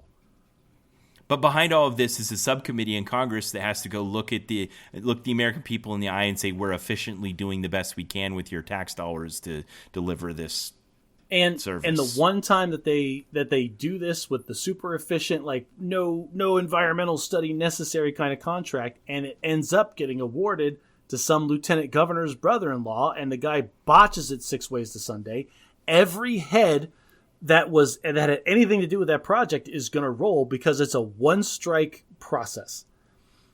So that does it?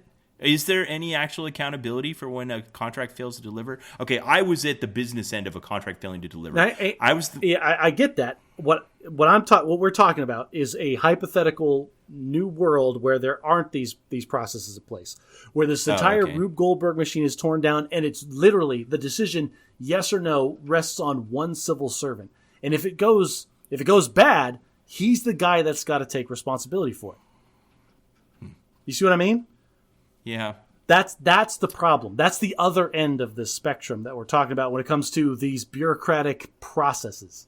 If you have a huge bureaucracy, nobody's really to blame. The bureaucracy failed. Like, it's nobody's fault. I'm just in favor of someone with a strategic perspective being able to weigh the cumulative weight of these things and be able to indiscriminately pair stuff off. And what? Which is so that it doesn't collapse under its own weight. Ben, I completely agree. I think having an emperor that is benevolent would be far superior to the current process that we currently have. But who do you put in charge of that?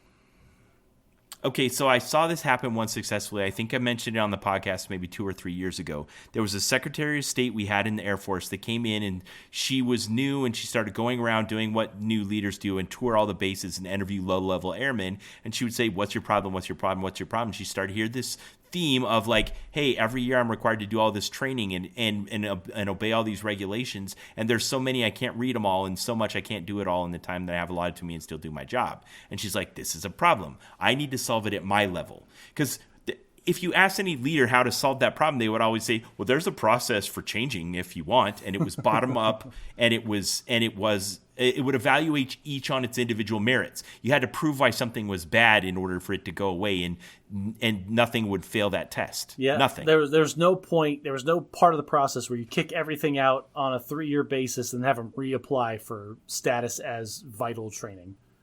Right. And so it just had become this monolith that was collapsing under its own weight. And she ordered a top. This is how this kind of thing has to be solved. You could call her an emperor, I guess. This is what function an executive serves in an organization. They have a top level view, and they can say, yes, I understand all these individual pieces are relevant, but here we can consolidate these two, and this one's redundant, and this one, and cut a bunch of stuff away, and what's left is 40%, 50% of what the previous thing was. And it will continue to grow after that, but this weeding has to happen. Okay, so let's take this conversation back one more step, because what we're talking about now is empowerment. In order to make the kind of change that you're talking about, we have to empower fewer people. Like in the ideal circumstance, like the most can get done when one person has the decision authority, right? Now, this is what I'm talking about, though, is the risks with empowering one person is you're putting a lot onto that one person. And if you got the right person, everything's going to go hunky-dory and it's going to be fine forever. If you have the wrong person, things go to hell in a handbasket very, very quickly. Well, we're finding that out right now, aren't we? So this is what I'm talking about. This is a prime example. If you build a system that you want to be lean and efficient and fast and get stuff done, that's great, as long as every single person in this decision chain is the right person. And we have never seen a circumstance where the wrong person can get into a position of authority. And it's funny that you say it in that voice, because you and I, when we have this discussion, sometimes this is where I end up saying is, Josh, this is fine as long as we have someone we can trust in the position of authority in the government. But if we give a government too much power and then someone that we can't trust ends up in power, then everything breaks down. So let's stop talking about this false dichotomy, which is where we always end up on this stupid thing. This is not a dichotomy. Yeah. This is not we have to empower one person, or it has to be a Rube Goldberg machine of monolithic scope. The correct answer to this question is somewhere in the middle of this. I will agree. I am willing to admit openly and on the podcast, we are too fat in the government right now. There's too much bureaucracy. Frankly, we care about too many things. Like, if we want to be more effective, we need to stop caring about every piece of it. It can't be perfect. We need to strive for the 85-90% solution instead of the 99% solution, because boy howdy, you start expelling resources at an exponential rate the higher you try to get this acceptance rate.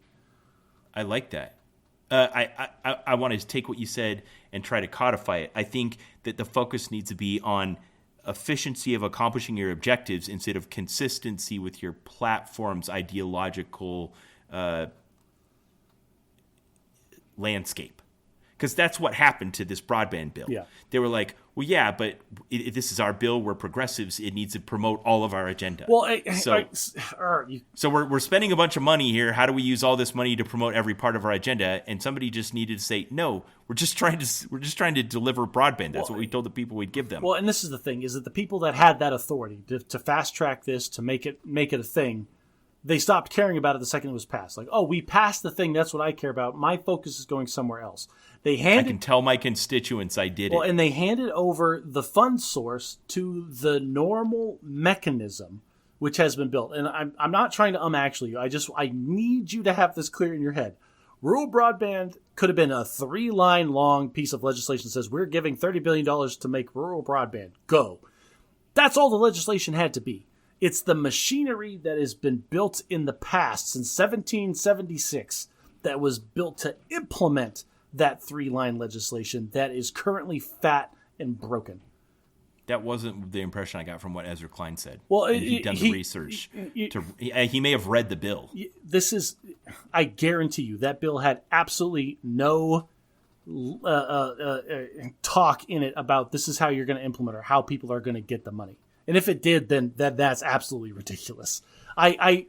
The way I saw this is that they just put it into the wood chipper that is the government build stuff process, which has existed forever. We've seen, link in the show notes to the government procurement flowchart, and go watch Pentagon Wars. It is ridiculous the amount of work the government has to do to buy something. Most of all that nonsense isn't about promoting a progressive or a conservative agenda. It's just about all the stupid ways that people had found to steal money in the past and trying to prevent all that. Thank you for coming back to my point. This is the reason that the bureaucracy exists in its current state, plus the negative... But it's collapsing under its own weight. Because, the bureaucracy grew out of this thing that we need to be better stewards of taxpayer money.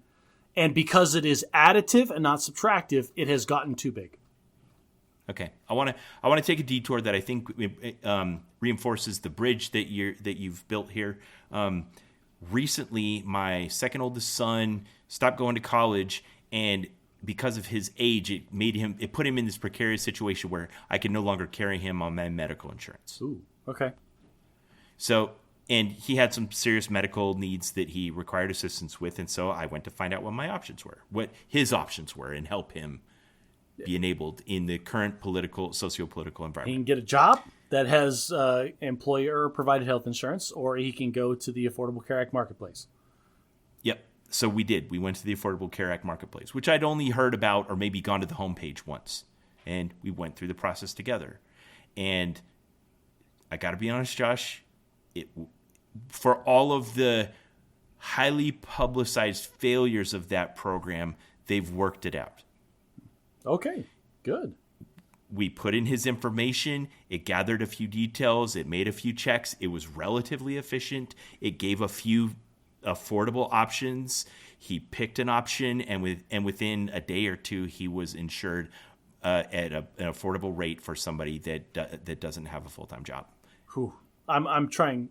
You have no idea the amount of rage that I am suppressing at the American healthcare system right now. But I'm glad that it worked. That specific instance worked out so well for your son. Yeah, and to be honest, I was grateful for it, and I'd taken it for granted, and it kind of changed my mind about that a little bit. So there. But it was important that it worked. Yes. That needs to be an overriding value. Effectiveness has to override ideology sometimes. Okay. It just has to. And this is the bridge that I think you and I can build, Ben, is the idea that we both agree that there are certain things that just should be a thing. If we say we're the greatest country in the world, then by God, these are things that we should have.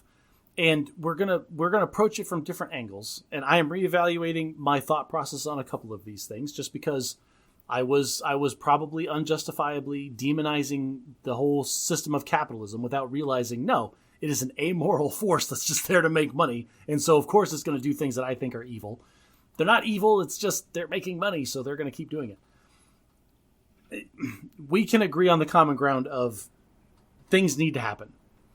Right. And we can argue. Definitely gridlock isn't in anyone's best interest. No, absolutely not. And I am happy to concede some points that there are things that government doesn't do well. And one of those is getting things done. Government is not efficient at doing certain things. And at the same time, if you're willing to concede some points that maybe for-profit businesses don't always have everyone's best interest at heart, then I think we're going to agree more than we disagree. Okay. Fair. Wow. We did it. You, Josh. We solved it. Listeners, you'll never have to listen to me and Ben argue about government versus business ever again. That's fantastic. Well, listeners, if you haven't changed your mind yet, or you want to weigh in on one side or the other, join us on social media. Go on our subreddit and share your thoughts. We always read what you have to say and frequently talk about them on the show. We've gotten some great ideas recently from some of our listeners that we'll utilize in future episodes of the Bad at Magic podcast. So please follow the links in the show notes and join in the discussion on social media. You know what? I'm not going to do my normal shtick. Haha, Yiddish. I'm not going to do my normal shtick today, like a schmuck, and schlep up and down this script that I've built for myself. I'm going to harp on just the one thing that I usually say right at the beginning. Listeners, if you like us, share us around. Tell people about us. I mean, we're doing this mostly for fun, frankly. I went on Spotify this week, Josh, and we've had dozens of people give us 5-star ratings on there. I hadn't looked in a while, and I was surprised. That's great. That's usually the second thing I say. I'm just going to stick with the first one. Listeners, if you like us, tell people about us. I'm just doing this for fun. Ben's just doing this for fun. But, man, if this could be our full-time gig, I will make it so cherry for you. I will do so much. Do you have any idea? Like, I have to schlep. I have to schlep to work every day. If I didn't have to do that, if my whole job was just putting out content for you people, do you have any idea the amount of content that I would create for you? I would be Twitch streaming. I would be 3D printing. Like, there's no end to the giving that I would give to you all. That was fantastic, Josh. I didn't want you to be done. And for a guy who doesn't know a single word of Yiddish, that was oy vey. That was amazing. And until next time, try to be a little less bad at magic.